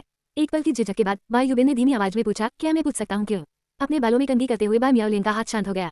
अगले ही पल में बाई युबिन के शरीर में एक गहरी भयानक ऊर्जा का संचार हुआ। उसने मौके पर ही खून का एक कौर थूक दिया और दर्द से जमीन पर गिर पड़ा। बाई मियाओलिंग का स्वर ठंडा था जब उन्होंने कहा, आप मुझसे सवाल करने वाले कौन होते हैं? याद रखें, आप मेरे द्वारा पाले गए कुत्ते से ज्यादा कुछ नहीं है। और कुत्ता यह नहीं पूछता कि क्यों। समझे? बाई युबिन ने बार बार सिर हिलाते हुए अपने पैरों पर संघर्ष किया। बाई मियाओलिंग अचानक मुस्कुरा दी। खुश हो जाओ, इतना उदास मत देखो। आपके नश्वर रीति रिवाजों के अनुसार आज मेरी शादी का दिन है। मेरे भाई के रूप में तुम्हें मेरे लिए खुश होना चाहिए। बाई युबिन ने अपने मुंह के कोने से खून पोंछा और मुस्कुराने पर मजबूर कर दिया। आधे घंटे बाद विवाह समारोह आधिकारिक तौर पर शुरू हुआ। पूरे बाई परिवार की उपस्थिति में येयू और बाई मियाओलिंग ने विवाह समारोह पूरा किया। बाद में उन्हें दुल्हन कक्ष में ले जाया गया। येयू ने बाई मियाओलिंग का घूंघट उठाया, उसे और भी अधिक आकर्षक पाया। वो इस बात से आश्चर्यचकित हुए बिना नहीं रह सका कि यह सपना कितनी आसानी से चल रहा था। कोई वास्तविक झटका नहीं लगा था, जिससे येयू को कुछ हद तक इसकी आदत नहीं पड़ी। लेकिन इनमें से कोई भी मायने नहीं रखता, क्योंकि उसके पास करने के लिए और भी अधिक महत्वपूर्ण कार्य थे। वह रात लड़ाई तीव्र थी। 85 वर्ष की आयु तक येयू को क्लेश पार करने के दायरे के मध्य चरण तक पहुंचना बाकी था, लेकिन वह कगार पर था। उनका मानना था कि इसमें अधिक समय नहीं लगेगा। हाल के वर्षों में येयू और बाई मियाओलिंग अविभाज्य थे। उनका प्यार फल फूल रहा था। एक शब्द में, जीवन आनंदमय था। केवल छोटी सी निराशा ये थी कि बाई परिवार के पास अब येयू के अध्ययन के लिए कोई नई निश्चित तकनीक नहीं थी। 20 से अधिक निश्चित तकनीकों को हासिल करने के बावजूद, जैसा कि वे कहते हैं, आपके पास कभी भी बहुत अधिक कौशल नहीं हो सकते। प्रतिक्रिया जितनी मजबूत होगी उतना बेहतर होगा। आखिरकार स्वर्गीय क्षेत्र एक अविश्वसनीय रूप से खतरनाक जगह थी। येयू पिछली बार की तरह जल्दबाजी में लॉग आउट नहीं करना चाहता था। इस बार यदि संभव हो तो वो वहाँ शताब्दियां बिताना चाहता था। तो येयू ने बाई मियाओलिंग से पूछा कि क्या बाई परिवार के पास वास्तव में कोई और निश्चित तकनीक नहीं है? उसने सिर हिलाया। स्पष्ट ईमानदारी के साथ उन्होंने समझाया कि निश्चित तकनीकें बेहद दुर्लभ थीं, जिनमें से अधिकांश समय की नदी में खो गईं। 20 से अधिक मिलना पहले से ही असाधारण था, लेकिन अगर उसका पति तलाश जारी रखना चाहता तो अभी भी एक रास्ता था। येयू ने बाई मियाओलिंग से उसे बताने का आग्रह किया, लेकिन वो केवल रहस्यमय तरीके से मुस्कुराए। आधी रात को सोल लॉकिंग नदी पर मुझसे मिलो और मैं तुम्हें तब बताऊंगा। येयू इस पर हंसे बिना नहीं रह सका। वे अब 3 साल से दाव के साथी हैं। क्या वास्तव में ऐसा कुछ था जिस पर खुलकर चर्चा नहीं की जा सकती थी? आधी रात में नदी के किनारे क्यों मिलते हैं? पत्नी, तुम्हें निश्चित रूप से रोमांस की भावना है। सोल लॉकिंग नदी बाई परिवार की संपत्ति से 100 मील से भी कम दूरी पर थी। एकांत और शांत जगह मुलाकात के लिए बिल्कुल उपयुक्त। उस शाम येयू वादे के मुताबिक पहुंचे। तब फ्यूचर विज्ञापन उन्होंने बाई मियाओलिंग को पहले से ही नदी के किनारे इंतजार करते हुए पाया। चांदनी धीरे से उसके ऊपर लिपटी, मानो उसे चांदी जैसा घूंघट पहना रही हो। उसके बारे में एक नर्म अलौकिक गुण था। येयू उसके पास बैठी धीरे से हंसते हुए बोली, पत्नी, तुम आज रात बहुत सुंदर लग रही हो। बाई मियाओलिंग ने बाधाओं की कई परतें स्थापित करते हुए अपना हाथ उठाया। फिर उसने अत्यंत गंभीरता से पूछा, पति, क्या आपने कभी बाई परिवार के भविष्य के बारे में सोचा है? क्या यह आज रात के लिए कुछ ज्यादा ही गंभीर नहीं था? क्या उन्हें निश्चित तकनीकों पर चर्चा नहीं करनी चाहिए थी? भविष्य के बारे में अचानक चर्चा क्यों? फिर भी चूंकि बाई मियाओलिंग पूछना चाहती थी, येयू उसे नजरअंदाज नहीं करेगा। उन्होंने जवाब दिया कि बाई परिवार की वर्तमान स्थिति पहले से ही उत्कृष्ट थी। उन्होंने मीलों तक आसपास के प्रदेशों पर प्रभुत्व जमाया। उनकी प्रसिद्धि अच्छी तरह से स्थापित थी। अनंत समृद्धि पहुंच के भीतर थी। बाई मियाओलिंग ने येयू के कंधे पर अपना सिर झुका लिया। धीमे स्वर में उसने कहा, पति, किसी एक क्षेत्र पर प्रभुत्व करना बहुत छोटी बात है। क्या होगा अगर हमने पूरे उत्तरी मंद महाद्वीप को जीत लिया? अपने अध्ययन के लिए अस्तित्व में मौजूद सभी निश्चित तकनीकों को इकट्ठा करने की कल्पना करें, ये कैसा रहेगा? येयू ने बाई मियाओलिंग पर नजर डाली। हाँ, ये वास्तव में इस सपने से उसकी पत्नी थी, लेकिन ऐसा क्यों लगा कि ऐसा कुछ वानफू बैजी ने कहा होगा? येयू ने मुस्कुराने पर मजबूर कर दिया। दुनिया विशाल है, अनगिनत शक्तिशाली कृषकों के साथ पूरे उत्तरी मंद पर विजय प्राप्त करना अविश्वसनीय रूप से कठिन होगा। ये प्रतिक्रिया बाय मियाओलिन को अच्छी नहीं लगी। उसने एक हाथ ये यू की छाती पर रखा। धीमी आवाज में उसने कहा, पति, मुझे ये बिल्कुल भी मुश्किल नहीं लगता। इसके अलावा मेरी सच्ची इच्छा सिर्फ इस महाद्वीप के लिए नहीं है। मैं संपूर्ण मानव क्षेत्र चाहता हूँ। क्या आप मेरी मदद करेंगे? ये यू ने थोड़ी सी बहें सिकोड़ ली। बाय मियाओलिन के शब्द लगातार खराब क्यों लग रहे थे। अधिकांश कृषकों ने दाव का अनुसरण किया, अपने जीवन भर के लक्ष्य के रूप में स्वर्गीय क्षेत्र में आरोहण की मांग की। सच्चे साधकों ने सांसारिक मामलों पर कोई ध्यान नहीं दिया, केवल आरोहण प्राप्त करने पर ध्यान केंद्रित किया। लेकिन बाय मियाओलिन अलग थे। एक स्पिरिट कल्टिवेटर होने के बावजूद रैंक में विशेष रूप से उच्च नहीं, उसे अभी भी दाव का अनुसरण करना चाहिए। फिर भी उसने दुनिया को जीतने की बात की। ये निश्चित रूप से एक असामान्य आकांक्षा थी, संपूर्ण मानव क्षेत्र पर विजय प्राप्त करना। यहाँ तक कि अंतिम चरण के असेंशन क्षेत्र के कृषक भी इसे पूरा नहीं कर सके। क्या मेरे सपनों में पत्नियां असली हैं? अध्याय 283। ये यू ने काफी देर तक बाय मियाओलिन को देखा, ये देखकर कि वो मजाक नहीं कर रही थी। तो उन्होंने धैर्यपूर्वक समझाया, पत्नी, आपका विचार थोड़ा भोला है। कोई भी संपूर्ण मानव क्षेत्र पर कब्जा नहीं कर सकता। आप शायद ही कभी बाहर जाते हैं। आप नहीं जानते कि ये दुनिया कितनी विशाल है या इसके सबसे मजबूत कृषक कितने शक्तिशाली हैं। आइए पहले खेती पर ध्यान दें। ठीक है। ये यू के दिमाग में बाय मियाओलिन का सामान्य ठिकाना बाय परिवार का दाव ज्ञानोदय मंडप था। उसने बाय परिवार की संपत्ति लगभग कभी नहीं छोड़ी थी, तो उसकी वास्तविक महत्वाकांक्षाएं समझ में आती थीं। बाय मियाओलिन ने अचानक हंसते हुए कहा, पति, बस दिखावा करो कि मैं मजाक कर रही हूँ। लेकिन अगर वो दिन कभी आया तो क्या आप मेरी मदद करेंगे? ये यू की भौहें थोड़ी सिकुड़ गईं। बाय मियाओलिन आज बहुत अलग लग रही थी। उसका सामान्य सौम्य व्यवहार खत्म हो गया था। वो बिल्कुल अलग व्यक्ति की तरह लग रही थी। क्या ऐसा हो सकता है? क्या उस पर कोई भूत सवार था? ये यू ने अपनी आध्यात्मिक समझ का उपयोग करते हुए बाय मियाओलिन का दाहिना हाथ पकड़कर उसकी सावधानीपूर्वक जांच की।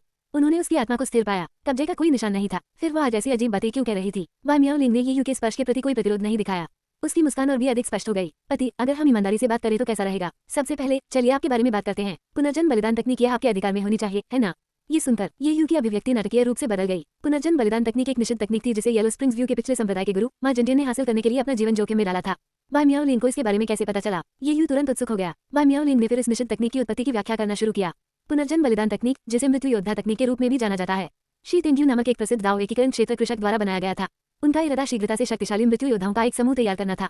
हालांकि ये तकनीक बहुत कम जीवनकाल और लिंग परिवर्तन की कीमत पर आए, इसलिए नाम पुनर्जन्म बलिदान तकनीक। प्रारंभ में तकनीक ने शी तेंड्यू को कम समय में सैकड़ों पिकनेस एंड सोल कल्टीवेटर का उत्पादन करने की अनुमति दी। हालांकि उनका स्तर ऊंचा नहीं था, उनकी संख्या ने ही उन्हें एक दुर्जय शक्ति बना दिया। इन मृत्यु योद्धाओं ने शी तेंड्यू के लिए कई कार्य पूरे किए, अनगिनत शत्रुओं को नष्ट करना, लेकिन अच्छे दिन टिके नहीं। मृत्यु योद्धा जल्द ही शारीरिक परिवर्तनों को सहन करने में असमर्थ हो गए, जिसके कारण कुछ ने आत्महत्या कर ली जबकि अन्य भाग गए। एक बार यह बात फैल गई, सभी ने शी तेंड्यू की तकनीक को बहुत कपटपूर्ण समझा। उनकी व्यापक निंदा की गई। उत्तरी जंगल महाद्वीप के एक ऋषि ने शी तेंड्यू को कैद करने के लिए एक शक्तिशाली कृषक को भी भेजा और तकनीक को निषिद्ध घोषित कर दिया। किसी को भी इसका अभ्यास करने से रोक दिया। लेकिन इंसान का लालच कोई सीमा नहीं जानता। बड़े पैमाने पर उत्पादन करने वाले नेसेंट सोल कल्टीवेटर्स के लिए सक्षम तकनीक की लालसा कौन नहीं करेगा? लोगों ने केवल ऋषि के अधिकार का सम्मान करने से परहेज किया। हालांकि अप्रत्याशित रूप से हजारों साल बाद बाय परिवार ने दूसरे परिवार के कब्जे में पुनर्जन्म बलिदान तकनीक की खोज की। बाय मियाओलिन ने स्वयं इसकी समीक्षा की थी और इसकी क्षमता को सीमित पाया था और इस प्रकार पूजा के एक बुजुर्ग को इसे नष्ट करने का आदेश दिया था। फिर भी बुजुर्ग ने अन्य इरादे पाल लिए और इसे नष्ट करने के बजाय इसे सुरक्षित रखने के लिए दफना दिया। भविष्य में उपयोग के लिए स्थिति शांत होने पर इसे पुनः प्राप्त करने की योजना बनाई।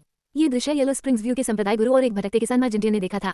दोनों ने इसे खजाना समझ लिया। बुजुर्ग के चले जाने के बाद उन्होंने इसका पता लगाने का अवसर जब्त कर लिया। हंगामा महत्वपूर्ण था। बाय मियाओलिन को घटना के बारे में पता चला। वह तुरंत लोगों को घटनास्थल पर ले गई, लेकिन जब तक वो पहुंची मां जंडियन ने पहले ही अपने प्रतिद्वंदी को मार डाला था, निश्चित तकनीक प्राप्त कर ली थी और चला गया था। उसे ढूंढने में असमर्थ बाय मियाओलिन को खुद छोड़नी पड़ी। हालांकि कुछ साल बाद कुछ दिलचस्प हुआ। ज़ेड वॉर्ड हॉल के संप्रदाय गुरु जियो मिंदाओ ने अचानक अपने बेटे के साथ संप्रदाय छोड़ दिया और संप्रदाय के मामलों की उपेक्षा करते हुए उत्तरी जंगल महाद्वीप में वर्षों तक भटकते रहे। इस अजीब व्यवहार ने बाय मियाओलिन का ध्यान खींचा, इसलिए उसने गुप्त रूप से जांच की। ये पता चलने पर कि जियो मिंदाओ ने ज़ेड वॉर्ड हॉल में लिंग परिवर्तन को उठने के तरीकों के बारे में पूछताछ की थी और उन टिप्पणियों पर विचार करते हुए जो उन्होंने और उनके बेटे जियो फेकुन ने ये यू को खोजने पर की थी। बाय मियाओलिन लगभग निश्चित थी कि ये यू ने पुनर्जन्म बलिदान तकनीक अपना ली है। ये सुनने के बाद ये यू आश्चर्यचकित रह गया। कटौती का इतना भयावह स्तर, क्या ये सचमुच वही पत्नी थी जिसे वह याद करता था? बाय मियाओलिन ने अपना हाथ उठाया और धीरे से हंसते हुए कहा, जब मैं आपसे पहली बार मिली थी तभी से मुझे आप में बहुत दिलचस्पी थी। आपके पास रहस्य है ना? तब फ्यूचर विज्ञापन। ये यू चुप रहा, हालांकि उसकी अभिव्यक्ति गंभीर हो गई। क्या वह अनुमान लगा सकती थी कि वो बिना प्रतिक्रिया सहे निश्चित तकनीकों का अभ्यास कर सकता है? बाय मियाओलिन ने एक पल के लिए उसकी ओर देखा और फिर धीरे से कहा, निश्चित तकनीकों से प्रतिक्रिया को रद्द नहीं किया जा सकता है। हर कोई ये जानता है। तो आपने वास्तव में किसी भी निश्चित तकनीक का अभ्यास नहीं किया है। इतने वर्षों से आप उन्हें इकट्ठा कर रहे हैं। इसका असली कारण यह है कि आपके पास किसी प्रकार की गुप्त तकनीक है जो उनकी प्रतिक्रिया को अवशोषित कर लेती है। और जियो मिंदाओ का बेटा जियो फेकुन उस तकनीक के कारण एक महिला बन गया, है ना? क्या मैं सही हूँ पति? ये यू ने अपनी भौहें थोड़ी ऊपर उठाई। एक गुप्त तकनीक, उसने मन ही मन सोचा, वास्तव में एक उचित व्याख्या है। बाय मियाओलिन के सूक्ष्म दिमाग और उनके संपूर्ण निष्कर्षों को ध्यान में रखते हुए इसे और अधिक निकालने का कोई मतलब नहीं था। उसे यह विश्वास दिलाना बेहतर था कि वह सही थी। ये यू ने न तो पुष्टि की और न ही खंडन किया। इसके बजाय उन्होंने ठंडे स्वर में जवाब दिया, तो शुरू से ही मेरे बाय परिवार में शामिल होने से पहले ही आप मेरे बारे में सब कुछ जानते थे, या बल्कि मुझे बाय परिवार में शामिल होने के लिए आमंत्रित करना भी आपकी योजना थी। बाय मियाओलिन हंसे, पति, तुम बहुत चतुर हो, लेकिन याद रखें आज रात एक ईमानदार बातचीत है। आपको गुस्सा करने की अनुमति नहीं है। मैं आपको सब कुछ बताऊंगा, मैं कसम खाता हूँ। बाय मियाओलिन ने गंभीरता से 3 उंगलियां उठाई। ये देखकर ये यू ने फिर कहा, पहले मेरे सवाल का जवाब दो। बाय मियाओलिन ने सीधे स्वीकार किया, हाँ ये सही है। आपको बाय परिवार में शामिल करने की व्यवस्था मेरी थी। सबसे पहले मुझे आप में बहुत दिलचस्पी थी, लेकिन इतने वर्षों तक एक साथ रहने के बाद मैं वास्तव में एक साथ बिताए गए समय को संजोकर रखना चाहता हूँ। और तुम बहुत सुंदर हो। हमारा जोड़ा स्वर्ग में बनाया गया है। मैं हमेशा हमेशा तुम्हारे साथ रहने के अलावा और कुछ नहीं चाहता। पति, मुझे पता है कि आप अस्तित्व में मौजूद सभी निश्चित तकनीकों को इकट्ठा करना चाहते हैं। मैं आपकी वह इच्छा पूरी कर सकती हूँ। जब मैं संपूर्ण मानव क्षेत्र पर कब्जा कर लूंगा, सभी निश्चित तकनीकें आपकी होंगी, जब तक कि यह आपको खुश करती हैं। ये यू को बहुत हैरानी हुई, वह मानव क्षेत्र को जीतने के लिए इतनी उत्सुक क्यों थी। आप वास्तव में क्या करने का प्रयास कर रहे हैं? क्योंकि यह मेरा मिशन है। जैसे ही वह बोली, बाय मियाओलिंग की आंखें एक अंतहीन खाई की तरह एकदम खाली हो गईं। क्या मेरे सपनों में पत्नियां असली हैं? अध्याय 284। ये यू की हैरान निगाहों के नीचे बाय मियाओलिंग के शरीर से गहरी धुंध निकलने लगी। 2 सांस बाद धुंध छट गई। बाय मियाओलिंग का शुद्ध सफेद गाउन काला हो गया था, उसके सिर से सींग उगाए थे और हालांकि उसका चेहरा परिवर्तित रहा, उसकी काली पुतलियों के कंट्रास्ट ने उसे एक ऐसी आभा दी जो ठंडी और आकर्षक दोनों थी। ये यू क्षण भर के लिए नुकसान में था, लेकिन एक बात अब निश्चित थी, उनका दाव साथी इंसान नहीं था। बाय मियाओलिंग सच्चे दानव कबीले की 73वीं राजकुमारी अपने पति का स्वागत करती हैं। ये सुनकर ये यू हंफने के अलावा कुछ नहीं कर सका। दानव कबीला, वह दानव कबीले का हिस्सा कैसे हो सकती है? पिछले सपनों में ये यू ने इस दुनिया के बारे में सीखा था। इसमें 6 क्षेत्र शामिल थे, दिव्य क्षेत्र, स्वर्गीय क्षेत्र, मानव क्षेत्र, दानव क्षेत्र, राक्षस क्षेत्र और पाताल लोक। प्राचीन काल में ये क्षेत्र आपस में जुड़े हुए थे। मानव क्षेत्र आध्यात्मिक ऊर्जा से समृद्ध था, जबकि नश्वर लोग कमजोर थे, जिससे यह अन्य 5 क्षेत्रों के लिए एक आकर्षक लक्ष्य बन गया। मानवता को निराश्रित और हताश छोड़ दिया गया था। फिर कुछ बदल गया, क्षेत्रों के बीच के रास्ते टूट गए, सभी कनेक्शन कट गए। नश्वर लोग केवल साधना के माध्यम से ही स्वर्गीय लोक में आरोहण कर सकते थे। स्वर्गीय क्षेत्र के दिव्य प्राणियों को नीचे उतरने से मना किया गया था। दिव्य, दानव, राक्षस और पाताल लोक को पूरी तरह से बंद कर दिया गया था। आज मानव क्षेत्र में मौजूद राक्षस, जब मॉन्स्टर क्षेत्र को अचानक सील कर दिया गया, तो क्या अवशेष पीछे रह गए, जिससे दक्षिण में मॉन्स्टर महाद्वीप का उदय हुआ। जहां तक दानव कबीले की बात है, यह एक ऐसा शब्द था जो केवल प्राचीन ग्रंथों में ही मिलता था। लेकिन बाय मियाओलिंग दानव कबीले का हिस्सा क्यों थी? उसने मानव लोक में प्रवेश कैसे किया? इसके अलावा इस रहस्योद्घाटन को देखते हुए मानव क्षेत्र को जीतने की उनकी बात बिल्कुल भी मजाक नहीं लगती। ये यू को अचानक भ्रम की स्थिति महसूस हुई। वह पीछे हटना चाहता था, लेकिन बाय मियाओलिंग ने पहले ही खुद को उसकी बाहों में डाल दिया था, अपनी बाहों को उसके चारों ओर कसकर लपेट लिया था। उसने धीरे से फुसफुसाया, पति, क्या मैं तुम्हें इसी तरह पसंद हूँ? ये यू ने खुद को अवाक पाया। बाय मियाओलिंग के सिर पर सींगों को देखते हुए वह उन्हें छूने के लिए आवेगपूर्वक ऊपर पहुंचा। वे ठंडे थे, चिकनी बनावट के साथ। बाय मियाओलिंग ने थोड़ा भी विरोध नहीं किया। इसके विपरीत वह प्रसन्नता के संकेत के साथ बड़बड़ाए, पति, आप फिर से शरारती हो रहे हैं। ये सुनकर ये यू ने तुरंत उसे रिहा कर दिया। उसने उसके आलिंगन से दूर जाने की कोशिश की, लेकिन उसने कसकर पकड़ रखा था। कोई अन्य विकल्प न होने पर ये यू ने कहा, क्या आप मुझे एक पल के लिए जाने दे सकते हैं? बाय मियाओलिंग ने धीरे धीरे अपनी पकड़ ढीली कर दी। उसने उसे बहुत कोमलता से देखा। मैं आपको बताना चाहता था कि मैं लंबे समय से दानव कबीले का हिस्सा हूँ, लेकिन मुझे डर था कि इसकी वजह से तुम मुझे छोड़ दोगे, इसलिए मैंने इसे अब तक छिपाकर रखा। आज रात मैं इसका कारण कबूल कर रहा हूँ। ऐसा इसलिए है क्योंकि मैंने अंततः हमारे लिए हमेशा के लिए एक साथ रहने का एक तरीका सोच लिया है। ये कहते हुए बाय मियाओलिंग ने एक काली अंगूठी निकाली। उसने धीरे से अंगूठी की सतह को सहलाया और आगे कहा, पति, मैं तुमसे बहुत प्यार करती हूँ। मैं हमेशा तुम्हारे साथ रहना चाहती हूँ। अगर मैं तुम्हें मार दूं और तुम्हारी आत्मा को इस रिंग में रख दूं तो कैसा रहेगा? इस तरह हम हमेशा हमेशा के लिए एक साथ रह सकते हैं। क्या यह एक अच्छा विचार नहीं है? ये यू का मुंह थोड़ा हिल गया। उसी क्षण उन्होंने बाय मियाओलिंग में ली रोवांग की एक झलक देखी। नहीं, ये राक्षसी ली रोवांग से कहीं अधिक पागल थी। अधिक से अधिक ली रोवांग उसे कैद करना चाहता था, लेकिन ये राक्षसी उसे मारना चाहती थी, सिर्फ ये सुनिश्चित करने के लिए कि वो उसे कभी नहीं छोड़ेगी। ये कैसा तर्क था? एक पागल औरत, एक पूरी पागल औरत। ये यू की अभिव्यक्ति गहरी हो गई जब उसने कहा, मैं तुम्हें क्यों नहीं मार दूं और इसके बजाय तुम्हारी आत्मा को रिंग में डाल दूं। बाय मियाओलिंग ने गंभीरता से सिर हिलाया। ये भी काम करता है। जब तक हम साथ रह सकते हैं, मैं सब कुछ छोड़ने को तैयार हूँ। मुझे मानव क्षेत्र पर विजय प्राप्त करने की भी आवश्यकता नहीं है। पति, मैं तुमसे इतना प्यार करती हूँ, तुम सोच भी नहीं सकते कि कितना। जैसे ही वह बोली, बाय मियाओलिंग धीरे धीरे ये यू की ओर चली। उसके चेहरे को अपने हाथों में पकड़ने की कोशिश कर रही है, लेकिन वह उसके स्पर्श से बच गया। वास्तव में एक अत्यंत अंधेरे, और वह इसे छुपाने में बहुत अच्छी थी। इन सभी दशकों में ये पहली बार था जब ये यू ने देखा कि बाय मियाओलिंग कितनी कट्टर हो सकती है। सपने देखना बंद करो। मैं मरना नहीं चाहता, नहीं मैं तुम्हारे साथ मानव लोक पर शासन करना चाहता हूँ। बाय मियाओलिंग के चेहरे पर एक फीकी मुस्कान दिखाई दी। पति, आप दोनों में से केवल एक ही चुन सकते हैं।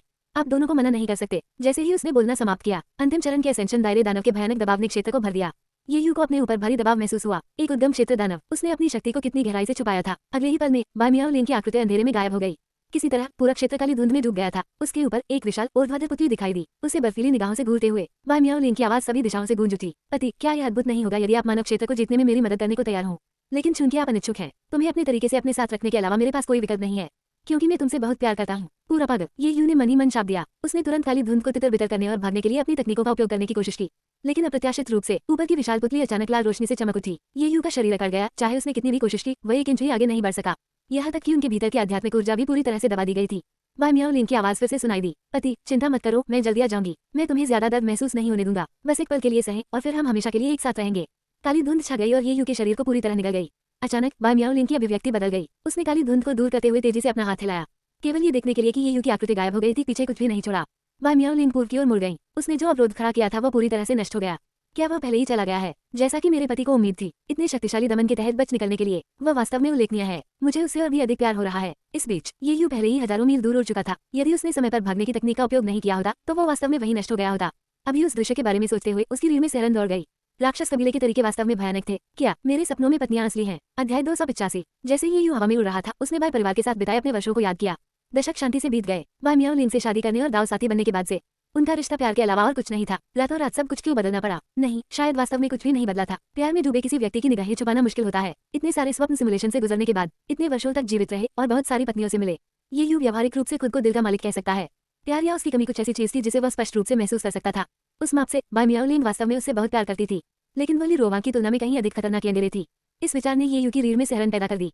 अपने प्रेमी को करीब रखने के लिए हत्या करने को तैयार एक यंडेरे अविश्वसनीय रूप से खतरनाक था, और उनकी सबसे बड़ी चिंता थी यदि यह अनुकरण समाप्त हो गया और बाई मियाओलिंग ने अपनी यादें बरकरार रखी और उसे खोजा तो वह क्या करेगा, और क्या होगा अगर उसका सामना दोबारा ली रोवांग से हो जाए।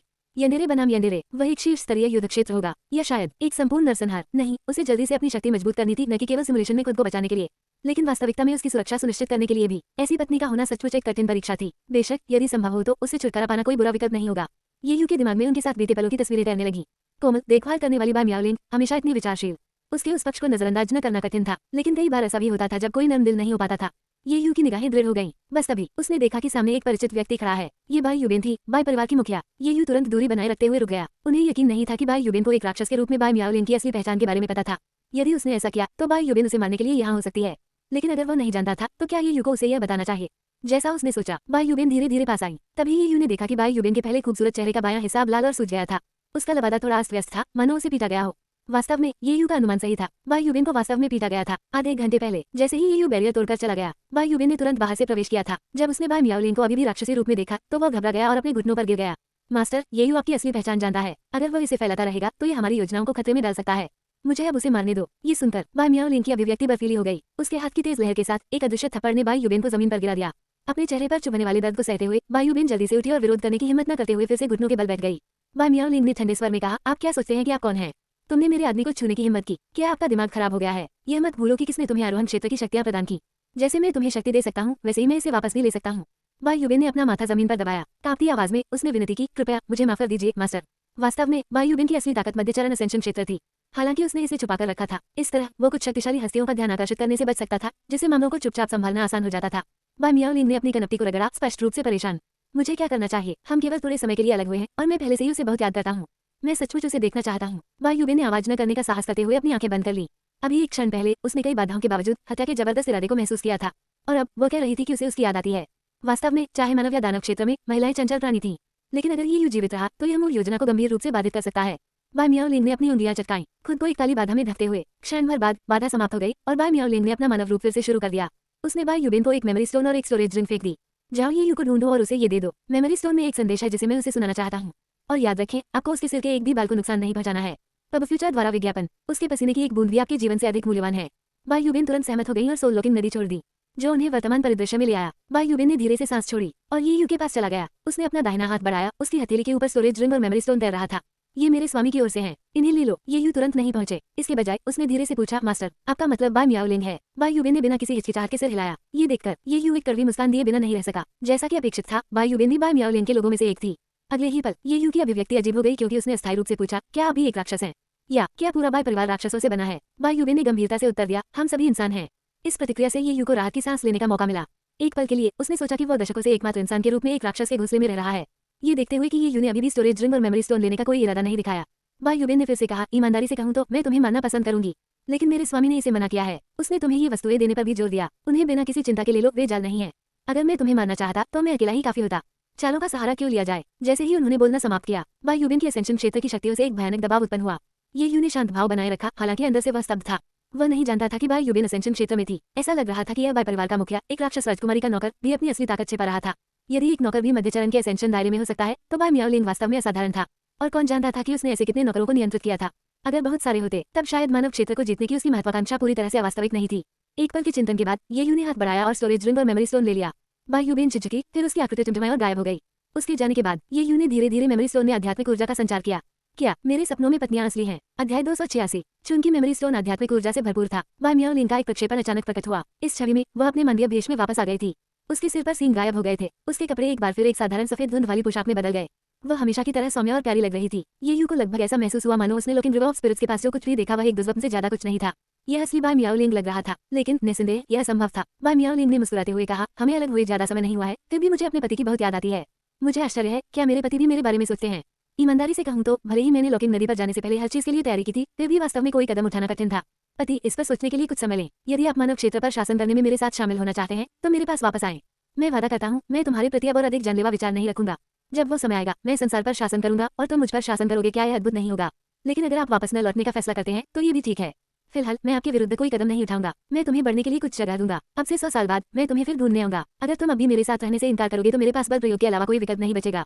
बेशक यदि तुम तब तक काफी मजबूत हो गए तो तुम मुझे कभी भी मार सकते हो, लेकिन कृपया मेरी आत्मा को अपने साथ ले जाना याद रखें। मैं अनंत काल तक आपके साथ रहने को तैयार हूँ। यदि आप स्वयं को ऐसा करने के लिए तैयार नहीं कर सकते तो दूसरा विकल्प है, मुझे पूरी तरह से जीत लो ताकि मैं किसी और के बारे में सोचने की हिम्मत भी न कर सकूं। ये भी ठीक है। कभी कभी मैं सोने के पिंजरे में बंद एक नारी का जीवन जीना चाहता हूँ। बहुत हो गई बकबक। 2 और बातें हैं जो मुझे आपको बतानी है। सबसे पहले, स्टोरेज रिंग में आपको कुछ दुर्लभ खजाने और स्पिरिट स्टोन मिलेंगे। उन्हें मेरा दहेज समझो। कृपया उन्हें स्वीकार करें और मजबूत बनने के लिए कड़ी मेहनत करें। दूसरा, एक राक्षस के रूप में मेरी पहचान के संबंध में आप चुन सकते हैं कि दूसरों को बताना है या नहीं, लेकिन ईमानदारी से कहूँ तो अगर आप ऐसा करते भी हैं तो कौन आप पर विश्वास करेगा। यहाँ तक कि उस अप्रत्याशित घटना में भी जिस पर किसी ने विश्वास किया, इससे कोई फर्क नहीं पड़ता। यह मेरी योजना की शुरुआत मात्र होगी। मौजूदा ताकतों को देखते हुए मैं पूरे मानव क्षेत्र को निगलने के लिए लगभग तैयार हूँ।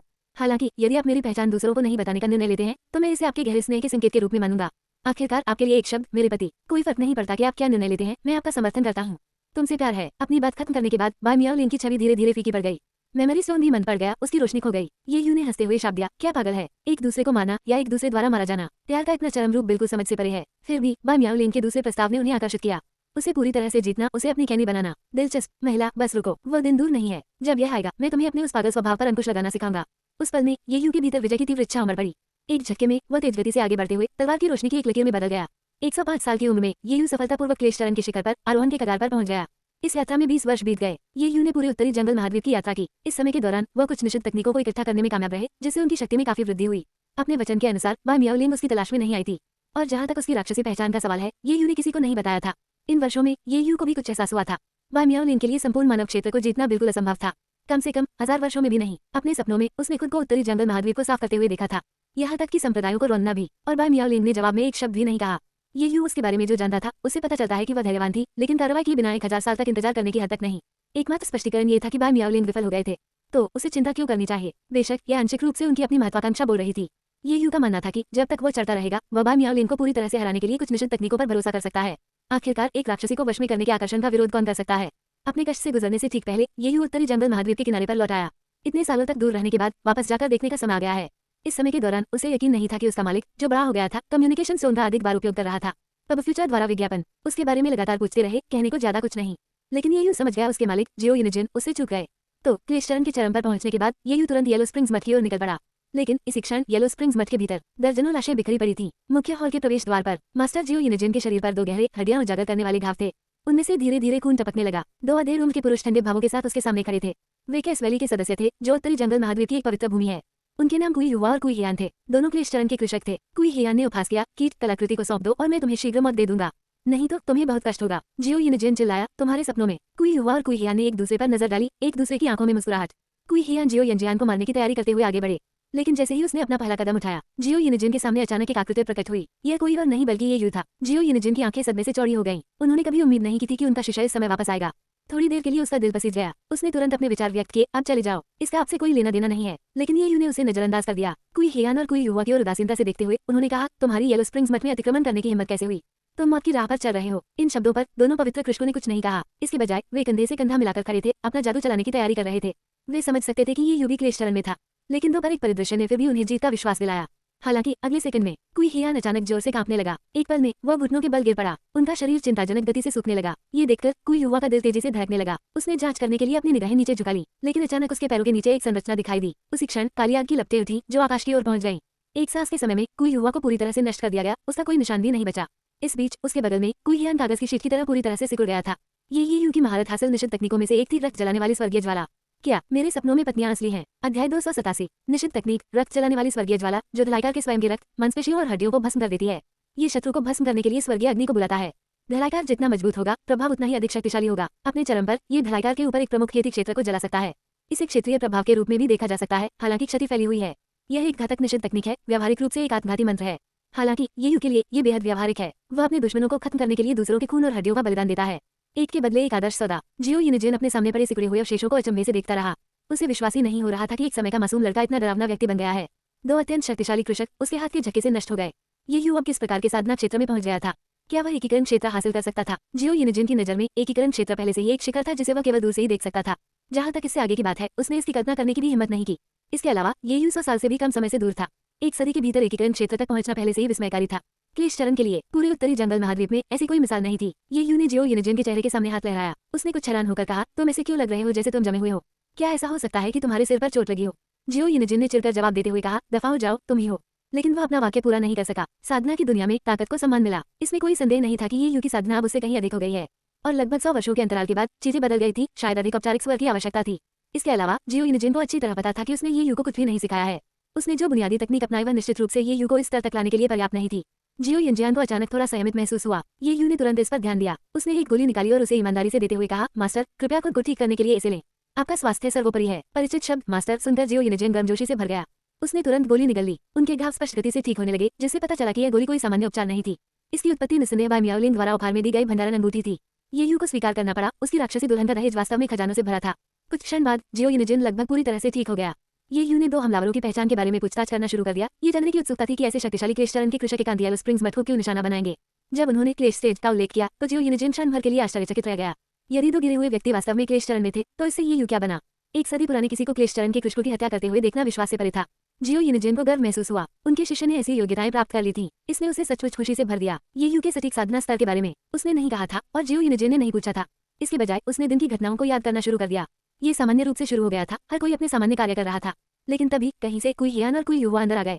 उन्होंने येलो स्प्रिंग्स मठ के कई शिष्यों की हत्या कर दी और जियो यूनिजिन को गंभीर रूप से घायल कर दिया और उसे पुनर्जन्म बलिदान तकनीक को आत्मसमर्पण करने की धमकी दी।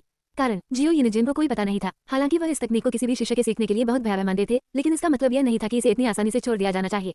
आखिरकार ये तकनीक उनके दिवंगत मित्र माँ जिंटियन द्वारा छोड़ा गया एक अवशेष था।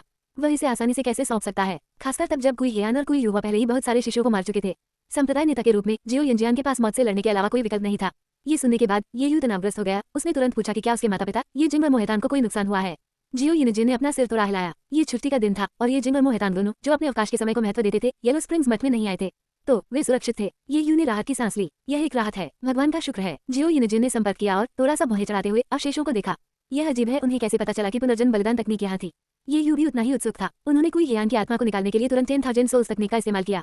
तब फ्यूचर द्वारा विज्ञापन भूतिया पर आभासी आकृति दिखाई दी जो स्पष्ट रूप से भयभीत लग रही थी। जहाँ तक कोई युवा का सवाल है, वह रक्त जलती स्वर्गीय ज्वाला द्वारा पूरी तरह से भस्म हो गया था और निकालने के लिए कुछ भी नहीं बचा था। ये यू ने अपना दाहिना हाथ उठाया, उसे कोई हियान के सिर के ऊपर रखा। कुछ ही क्षणों में उसके पास सारे उत्तर थे। ये पता चला कि कोई हियान और कोई युवा उत्तरी जंगल महाद्वीप की पवित्र भूमि में से एक कैस घाटी के ग्रैंडर थे। वे पुनर्जन्म बलिदान तकनीक प्राप्त करने के लिए अपने संप्रदाय के नेता के आदेश पर आए थे। यह उनके नेता का सीधा आदेश था, हालांकि उन्हें इसका कारण पता नहीं था। ये यू ने अपनी उंगलियां चटका ली। कोई हियान की आत्मा हवा में उड़ गई। फिर ये यू ने जो कुछ भी सीखा था उसे जियो यूनिजिन को बताया। उन्होंने बताया कि जिस तकनीक का उन्होंने अभी उपयोग किया था वो कुछ ऐसा था जिसे उन्होंने अपनी यात्रा के दौरान सीखा था। इसमें उपद्रव करने की कोई बात नहीं है। जियो यूनिजिन बहुत चिंतित नहीं था। उन्होंने कभी भी धार्मिक और राक्षसी प्रथाओं के बीच अंतर की ज्यादा परवाह नहीं की। आखिरकार मठ ने पहले से ही बहुत सारे राक्षसी साधकों को शामिल कर लिया था। यदि ये कुछ शैतानी तकनीकें जानता था तो इससे क्या फर्क पड़ता था। फिर भी वह एक बात नहीं समझ सका, कैस वैली के नेता को कैसे पता चला कि येलो स्प्रिंग्स मठ में पुनर्जन्म बलिदान तकनीक थी। कुछ देर तक विचार करने के बाद जियो यूनिजिन मुख्य हॉल में वापस गया और एक छिपे हुए डिब्बे से पुनर्जन्म बलिदान तकनीक को पुनः प्राप्त किया। शिष्य, इस तकनीक की नकल करो और इसे अपने साथ ले जाओ। यहाँ फिर कभी मत लौटना। जियो यूनिजिन का इरादा सरल था। हालांकि ये यू मजबूत था, फिर भी वो केवल एक ही व्यक्ति था। वह अपने दम पर एक पवित्र भूमि का सामना कैसे कर सकता है। संप्रदाय नेता के रूप में उनके लिए बेहतर होगा कि वे स्वयं उनका सामना करें। जियो यूनिजिन की दृढ़ अभिव्यक्ति को देखकर ये यू थोड़ा मुस्कुराए बिना नहीं रह सका। उन्होंने तकनीक को अपने सामने लेने के लिए कोई कदम नहीं उठाया। जब मैं वापस चला गया तो मैंने पहले ही एक प्रति बना ली थी। ये सुनकर जियो यूनिजिन का चेहरा बदल गया। वह सहज रूप से ये यू की आभा की जांच करने के लिए पहुंच गया, ये देखने के लिए कि क्या उसने निश्चित तकनीक का अभ्यास किया है। लेकिन ये यू ने अपना हाथ उठाकर उसे रोक दिया। मास्टर, निश्चिंत रहें, मैंने केवल इसकी नकल की है, मैंने इसका अभ्यास नहीं किया। और वैसे आप शायद इस तरह हस्तक्षेप करना बंद करना चाहें, यह आपके आत्मविश्वास के लिए बुरा है। क्या मेरे सपनों में पत्नियां असली हैं? अध्याय 288। ये यू ने जियो यूनिजिन और उसके माता पिता के साथ येलो स्प्रिंग्स मठ में 2 दिन बिताए। उन्हें ढेर सारी गोलियां और स्पिरिट फल देकर छोड़ने के बाद वह एक बार फिर चला गया। ऐसे मामले थे जिन्हें उसका गुरु संभाल नहीं सकता था और स्वाभाविक रूप से ये शिष्य पर निर्भर था कि वह उन्हें संभाले। हालांकि येलो स्प्रिंग्स मठ के लोगों की खेती कम थी, इसका मतलब यह नहीं था कि वे इस तरह के न्यायपूर्ण तरीके से मरने के योग्य थे। खून का कर्ज खून से चुकाना पड़ता है। उस रात कैस वैली की सुरक्षात्मक संरचना पूरी तरह से बिखर गई थी। जैसे ही उन्होंने पहाड़ से नीचे देखा तो पवित्र भूमि के भीतर हर किसी में दहशत फैल गई। उन्होंने सीढ़ियों पर चढ़ते हुए एक अकेली आकृति को देखा। कैस वैली में ड्यूटी पर मौजूद बुजुर्ग ने मांग की, आप कौन हैं और हमारी पवित्र भूमि पर अतिक्रमण क्यों करते हैं? येलो स्प्रिंग्स मठ के ये यू, उसने पुकारा, मैं आज यहाँ न्याय मांगने आया हूँ। आध्यात्मिक ऊर्जा की सहायता से वे शब्द पूरी अराजकता घाटी में गूंज उठे। एक पल के लिए उपस्थित सभी लोग स्तब्ध रह गए। वे व्यग्रता से सोचने लगे कि येलो स्प्रिंग्स मठ के संप्रदाय का है और उन्हें किस प्रकार का न्याय प्राप्त करना पड़ सकता है।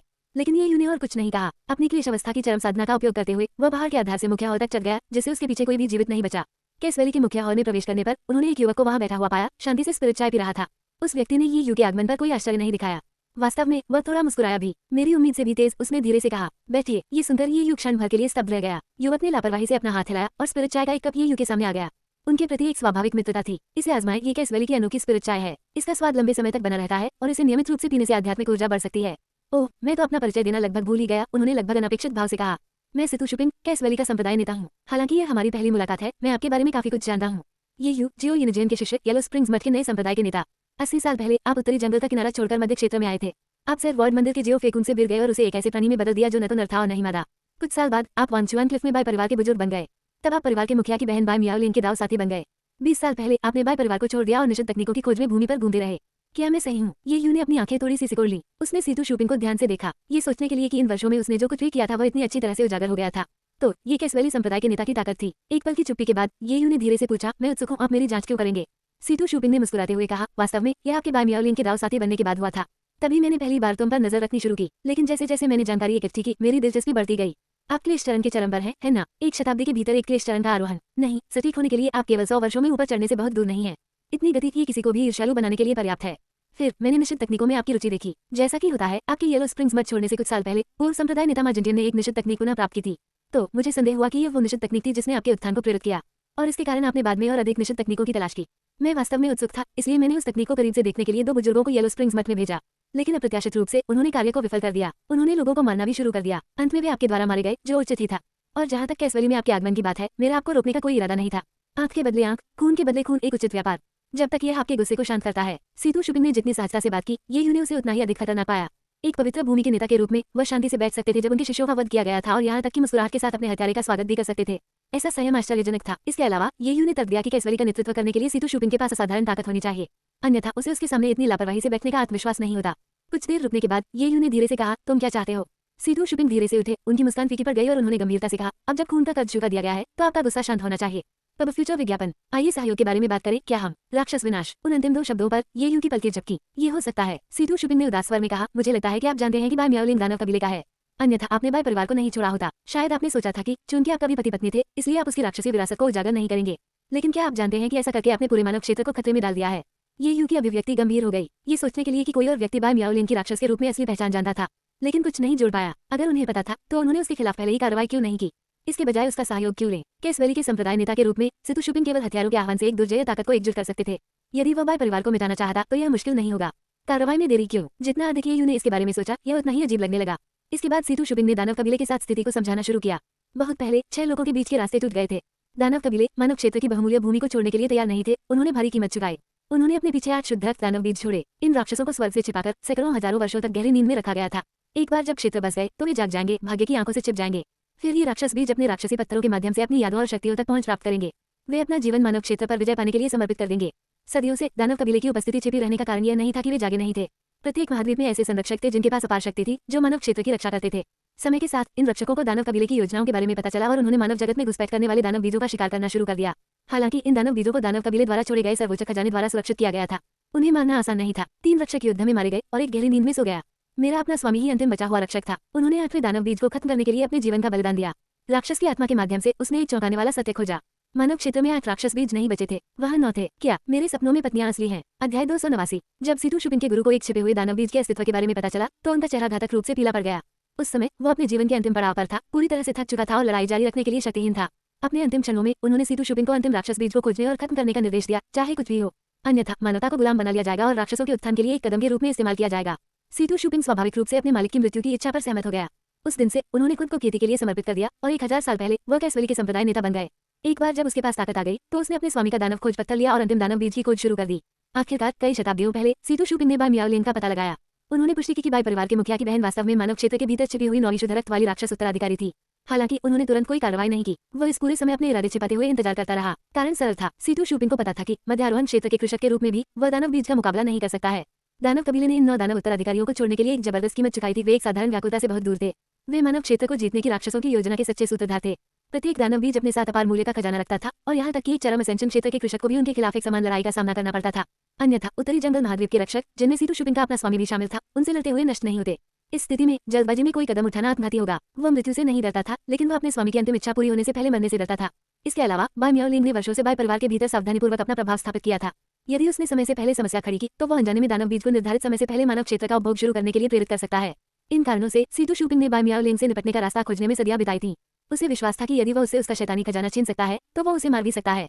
सबसे खराब स्थिति में वह उसके लिए अपना जीवन बदल सकता है। वर्षों तक अपनी टिप्पणियों के माध्यम से उन्होंने ये निष्कर्ष निकाला कि बाय मियाओलिन का राक्षसी खजाना संभवतः वह वस्त्र था जो उसने पहना था। अगर वो सिर्फ चोगा हटा सके तो सब कुछ ठीक हो जाएगा। लेकिन इसे कैसे पूरा किया जाए यह महत्वपूर्ण प्रश्न था। और फिर ये यू प्रकट हुए। ये यू में सीतू शुपिंग ने आशा देखी। बाय परिवार के जासूसों की रिपोर्टों के आधार पर बाय मियाओलिंग वास्तव में ये यू पर मोहित हो गई थी। वह अक्सर लोगों से गुप्त रूप से उसके बारे में जानकारी इकट्ठा करवाती थी। उसने अपने हाथों से ये यू का एक चित्र भी बनाया और रोजाना उसे देखती रही, सोच में डूबी रही। ये सुनकर ये यू को आश्चर्य हुआ। किसी चित्र को देखते हुए उत्सुकता से ऐसा लग रहा था जैसे बाय मियाओलिंग कुछ करेंगे। हालांकि वह वास्तव में पागल थी, उसके प्रति उसका स्नेह सच्चा था। सीतू शुपिंग ने अपना लबादा सीधा किया और गंभीरता से झुकते हुए कहा, ये दाववादी कृपया मानवता की खातिर हमें अपनी ताकत दे। यदि आप अस्थायी रूप से बाय मियाओलिंग का लबादा छीन सकते हैं तो बाकी मुझ पर छोड़ दें। ये यू का चेहरा काला पड़ गया। अपनी ही पत्नी का वस्त्र चुराना, उस ध्वनि को सम्मानजनक बनाने का कोई तरीका नहीं था, और फिर भी सीतू शुपिंग को इसे इतने ऊंचे उद्देश्य तक ले जाना पड़ा। संपूर्ण मानवता के लिए वास्तव में पिच के साथ सब कुछ हो रहा है। वह ये यू चुप रहा, कोई प्रतिक्रिया नहीं दी। ये देखकर सीतू शुपिंग ये यू के सामने घुटनों के बल बैठ गया। धीमी आवाज में उसने निवेदन किया, ये दाववादी, यह क्षेत्र हम दोनों का है। निश्चित रूप से आपके पास ऐसे लोग हैं जिनकी आप परवाह करते हैं। जब घोंसला पलट दिया जाता है तो कोई भी अंदर टूटा हुआ नहीं बचता। बाय मियाओलिंग के आपके प्रति स्नेह को देखते हुए शायद आप सुरक्षित रहेंगे, लेकिन आपके गुरु के बारे में क्या?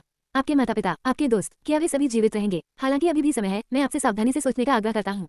ये यू ने अपनी भौहें सिकोड़ ली, लेकिन फिर भी चुप रहा। उस रात ये यू केस वैली छोड़कर बाय परिवार में लौट आए। बाय परिवार की मुखिया बाय यूबिन उन्हें आते देखकर आश्चर्यचकित रह गई। वह समझ नहीं पा रहा था कि ये यू इस समय स्वेच्छा से बाय परिवार के क्षेत्र में क्यों चला जाएगा। क्या वह सचमुच मौत से नहीं डरता था, या क्या उसने दानव कबीले के प्रति वफादारी निभाने का फैसला किया था? बाय यूबिन ने तुरंत खुद को संभाला और ये यू के पास आकर धीमी आवाज में पूछा, तुम क्यों आए हो? ये यू ने जवाब नहीं दिया, बल्कि बाय मियाओलिंग के ठिकाने के बारे में पूछताछ की। बाय यूबिन ने इस बात को बताने में झिझक महसूस की, लेकिन उनके गुरु की आवाज उनके मन में गूंज उठी, जो उनसे आग्रह कर रही थी। एक आह भरते हुए उसने अपना हाथ उठाया और पूर्व की ओर इशारा किया। तब फ्यूचर द्वारा विज्ञापन। जैसे ही वह बाय परिवार के निवास के पूर्वी विंग की ओर तेजी से बढ़ा, ये यू की आकृति चमक उठी। ये वही स्थान है जहां उन्होंने और बाय मियाओलिंग ने वर्षों पहले शादी की थी। उन्हें आश्चर्य हुआ, बाय मियाओलिंग ने शादी की सजावट को दशकों तक संरक्षित रखा था। यहाँ तक कि खिड़की पर लाल कागज भी एक जादू के माध्यम से बनाए रखा गया था। कमरा अभी भी हमेशा की तरह उत्सव जैसा लग रहा था। ये यू ने एक गहरी सांस ली और दरवाजा खोल दिया। बाय मियाओलिंग अंदर बैठी थी, उसके आगमन पर उसका चेहरा खुशी से चमक रहा था। उसके बगल में एक चित्र था और उसमें आदमी कोई और नहीं बल्कि ये यू था। पेंटिंग सचमुच सजीव थी, सब कुछ बिल्कुल वैसा ही था जैसा सीतू शुपिंग ने बताया था। ये यू की अभिव्यक्ति जटिल हो गई। बाय मियाओलिंग तुरंत उनका स्वागत करने के लिए उठी और उत्साह से पूछा, क्या आपका हृदय परिवर्तन हो गया है मेरे पति? ये यू ने अपना सिर थोड़ा हिलाते हुए एक गहरी सांस ली। अजीब बात है, बाय मियाओलिंग ने कोई निराशा नहीं दिखाई। उसने शांति से उसके सामने कुछ स्नैक्स और स्पिरिट चाय रखी। उसने धीमी आवाज में कहा, चाहे आप किसी निर्णय पर पहुंचे हो या नहीं, यह अद्भुत है कि आप मुझसे मिलने के लिए यहाँ हैं। मैंने सोचा था कि आप इतने जिद्दी हो सकते हैं कि मेरे आपके पास आने के लिए 100 साल बीत जाने तक इंतजार कर रहे होंगे, लेकिन मुझे उम्मीद नहीं थी कि सिर्फ 20 साल बाद आप मुझे ढूंढने आएंगे। मैं सचमुच खुश हूँ। पति, ईमानदारी से बताओ, इतने सालों में तुमने मेरे बारे में कितनी बार सोचा है? ये यू ने गंभीरता से उत्तर दिया, कई बार। ये झूठ नहीं था। वास्तव में ये यू को अपनी पत्नी के लिए प्यार और नफरत दोनों महसूस हुए। जब वह शांत थी, वह प्यारी थी, लेकिन जब वह पागल हो गई तो उसने हताशा में उसके दांत पीसने शुरू कर दिए। तब बाय यूबिन ने एक सच्ची बात कही थी। बाय मियाओलिंग ने वास्तव में कभी उसे मारने की कोशिश नहीं की थी। यदि वह वास्तव में उसे मरना चाहती थी तो वह लगातार उसका शिकार करती। उसने उसे अपने अवरोध को तोड़कर भागते हुए नहीं देखा होगा, नहीं उसने बाय यूबिन को उसका दहेज देने के लिए भेजा होता। बाय मियाओलिंग ने उस समय जैसा व्यवहार किया था, उसका कारण यह था कि वह उसके साथ मेज पर अपने पत्ते रख सकती थी। वह देखना चाहती थी कि क्या वह मानव क्षेत्र पर शासन करने में उसके साथ शामिल होगा। उस समय उत्तर पहले ही स्पष्ट हो चुका था, नहीं। क्या मेरे सपनों में पत्नियां असली हैं? अध्याय 290। ये यू के विचार में बाय मियाओलिंग ने जो 100 साल का समझौता स्थापित किया था, वह एक मौका जैसा लग रहा था जो वह दे रही थी। 100 वर्षों के बाद यदि ये यू उसे हरा सकती तो वह अपना मिशन छोड़ देती और आज्ञाकारी रूप से एक कैनी बन जाती। लेकिन अगर वह जीत नहीं सका तो उसे स्वेच्छा से उसके साथ रहना होगा। यही कुछ दांव था। कम से कम उसे मजबूत होने का समय मिला। यदि वह स्वयं के प्रति ईमानदार होता, 100 साल इंतजार किए बिना भी, जैसा कि सीतू शुपिंग ने बताया था, भले ही बाय मियाओलिंग के पास एक राक्षसी खजाना हो, उसे हराने में आत्मविश्वास रखने के लिए 30 साल पर्याप्त होंगे। लेकिन मौजूदा परिस्थितियों को देखते हुए ऐसा लग रहा था कि विकल्प पहुंच से बाहर है। तो ये यू ने अब 100 साल के समझौते का उल्लेख नहीं किया। इसके बजाय उसने अपने सामने स्प्रिट चाय का कप उठाया और उसे एक घूंट में पी लिया। तभी बाय मियाओलिंग ये यू के कंधे पर झुक गई, उसका हाथ उसकी छाती पर था। उसे ऐसा करना अच्छा लग रहा था, हालांकि ये यू को कभी चिंता नहीं थी कि वो उसे इस तरह से मारने की कोशिश करेगी। पति, मैंने तुम्हें ठीक 7610 बार याद किया है, उसने कहा। तुम्हारे जाने के बाद से हर दिन में एक बार, हर दिन। मैं केवल तुम्हारे चित्र को देख सकता था उत्सुकता से। मैं तुमसे सचमुच प्यार करता हूँ, तुमसे बहुत गहराई से प्यार करता हूँ, और मैं हमेशा तुम्हारे साथ रहना चाहता हूँ। लेकिन दुर्भाग्य से मुझे अभी भी एक मिशन पूरा करना है। ये यू बाय मियाओलिंग में एक निश्चित थकान महसूस कर सकता था, जिसका वह वर्णन नहीं कर सका। एक मिशन, नश्वर लोगों के लिए ऐसा मिशन शायद ही दयालु लगता था। ये यू की भावनाएं जटिल थी, क्योंकि उसने धीमी आवाज में जवाब दिया, यदि आप अपना मिशन छोड़ने को तैयार हैं तो मैं हमेशा आपके साथ रहूंगा। क्या आप ऐसा कर सकते हैं? बाय मियाओलिंग ने धीरे से उत्तर दिया, चलो अभी कुछ नहीं बोलते, मुझे गर्मजोशी के इस क्षण का थोड़ी देर और आनंद लेने दो। इस सरल कथन ने ये यू को तुरंत जवाब दे दिया, लेकिन वह हताशा में नहीं गया। उसने बस शांति बनाए रखी। दोनों कुछ देर तक मौन बैठे रहे। आखिरकार बाय मियाओलिंग खड़े हुए और एक हाथ की मोहर बनाई। अगले क्षण में वे दोनों अंतरिक्ष में चले गए। स्पिरिट्स की लॉकिंग नदी पर लौट आए, ठीक वैसे ही जैसे वे 20 साल पहले थे। ये यू की आंखें आश्चर्य से चौड़ी हो गईं। बिल्कुल नहीं, क्या वह मुझे फिर से मारने की कोशिश करेगी? ये कुछ ज्यादा ही आगे जा रहा है। जैसे ही वह अभिनय करने वाला था, उसने देखा कि बाय मियाओलिंग ने अपने लिबादे की सबसे बाहरी परत को हटा दिया और उसे अपने ऊपर डाल लिया। फिर उसने एक मंत्र बुदबुदाया। पोशाक की लंबाई में बदलाव होना शुरू हो गया और जल्द ही काला परिधान पूरी तरह से ये यू पर फिट होने के लिए तैयार हो गया, जो स्त्री शैली से मर्दाना शैली में बदल गया। ये यू को इससे कोई प्रतिबंध महसूस नहीं हुआ, इसके बजाय उसका दिल गर्म था। इसका क्या मतलब है? क्या इसे उसके लिए राक्षसी खजाना प्राप्त करना माना जाएगा? बाय मियाओलिंग ने उसके चेहरे को धीरे से सहलाने के लिए अपना हाथ उठाया। उसकी निगाहें कोमल थीं। उन्होंने कहा, इन 20 सालों ने मुझे कुछ एहसास कराया है। आप मेरे लिए जितना मैंने सोचा था उससे कहीं अधिक महत्वपूर्ण है। जब मैं तुम्हारे साथ ना हो तो मेरे बारे में सोचना याद रखना। इन शब्दों से ये यू को बेचैनी का एहसास हुआ। वह बस पूछने ही वाला था कि अचानक सेतु शुबिंग की आकृति आकाश में दिखाई दी, जो पागलों की तरह हंस रही थी। उसे आते देख बाई मियाओलिंग आश्चर्यचकित नहीं दिखी, कोई आश्चर्य नहीं दिखा। हालांकि ये यू चौंक गया और उसने ठंडे स्वर में पूछा, तुम यहाँ क्या कर रहे हो? सेतु शुबिंग के चेहरे से मुस्कान गायब हो गई, उसकी जगह एक घबराहट ने ले ली। अगर मैं नहीं आया होता तो मानव क्षेत्र राक्षसों के लिए स्वर्ग बन गया होता, और तुमने स्वार्थवश मुझे मना कर दिया। सेतु शुबिंग की उग्र दहाड़ पूरे आकाश में गूंज उठी। ये यू की अभिव्यक्ति गंभीर हो गई। ये सच्चा कैस वैली में सेतु शुबिंग के सामने घुटने टेकने के बाद भी ये यू ने उसके अनुरोध को अस्वीकार कर दिया था। मुख्य कारण सिद्धांत का मामला था। चाहे जो भी हो, बाई मियाओलिंग उनकी दाव साथी थी, जिस महिला से उन्होंने शादी की थी। अपनी ही पत्नी का वस्त्र चुराना ताकि कोई और उसे मार सके। मात्र विचार ही विद्रोही था, इसलिए ये यू ने सेतु शुबिंग को निर्णायक रूप से मना कर दिया था। बाई परिवार में उनके आने का कारण बाई मियाओलिंग को अपने तरीके से मनाने की कोशिश करना था। अब फ्यूचर द्वारा विज्ञापन, चाहे वह सफल हो या नहीं, फिर भी ये उसकी पसंद होगी। ये यू इस बात से हैरान था कि बाई मियाओलिंग ने अचानक उस पर अपना लबादा क्यों डाल दिया था, और इससे भी अधिक सेतु शुबिंग इस महत्वपूर्ण क्षण में क्यों दिखाई दी। इसका कोई मतलब ही नहीं था। ये यू को एहसास हुआ कि कुछ गड़बड़ है। वह बाई मियाओलिंग से पूछने लगा कि यह सब क्या था। उसकी अभिव्यक्ति जटिल हो गई, लेकिन इससे पहले कि वो जवाब दे पाती, सेतु शुबिंग बोली, मुझे समझाने की अनुमति दे। सिर्फ इसलिए कि आप परवाह करते हैं, इसका मतलब यह नहीं है कि एक राक्षस भावनाओं के बिना है। फिर सेतु शुबिंग के स्पष्टीकरण के तहत ये यू को अंततः सब कुछ समझ में आ गया। केस वैली में ये यू द्वारा अस्वीकार किए जाने के बाद सेतु शुबिंग के मन में नाराजगी थी। उसने तुरंत ये यू को शाप देने के लिए एक कीमती कलाकृति का इस्तेमाल किया था। उसका इरादा था कि उसके दिल की नसें एक दिन के भीतर सूख जाएंगी, जिससे वह बिना किसी निशान के मर जाएगा। हालांकि ये यू ने प्रभाव महसूस नहीं किया था। बाई मियाओलिंग ने अभिशाप पर ध्यान दिया था। जिस क्षण से ये यू ने बाई परिवार में प्रवेश किया, बाई मियाओलिंग को पता था कि उसे शापित किया गया था। उसने ये भी निष्कर्ष निकाला कि श्राप अंततः उसी पर लक्षित था। श्राप को हटाने का सबसे अच्छा तरीका उसके पहने हुए वस्त्र का उपयोग करना था। जैसा कि सेतु शुबिंग ने कहा था, उसका लबादा वास्तव में एक राक्षसी खजाना था, निर्वाण ग्लेज लबादा। इस वस्त्र ने न केवल अधिकांश मंत्रों के खिलाफ शक्तिशाली सुरक्षा प्रदान की, बल्कि पहनने वाले को अत्यधिक पुनर्योजित क्षमताएं भी प्रदान की। एक अंग दोबारा उगाना, बच्चों का खेल। जब तक शरीर अक्षुण्ण रहा और वस्त्र नष्ट नहीं हुआ, पहनने वाले का समय के साथ पुनर्जन्म भी हो सकता था। और अभिशाप तोड़ना इसकी एक और क्षमता थी। बाई मियाओलिंग ने जाल के माध्यम से देखा कि उसे निर्वाण ग्लेज रोग को हटाने के लिए डिजाइन किया गया था। अगर वह ऐसा नहीं करती तो ये यू उसके सामने ही मर जाता। यह एक परिकलित विकल्प था। फिर भी अब भी बाई मियाओलिंग को इसका अफसोस नहीं है, क्योंकि उसके दिल में ये यू उससे ज्यादा महत्वपूर्ण थी। भले ही वह आज मर जाए और ये यू जीवित रहे, यह इसके लायक होगा।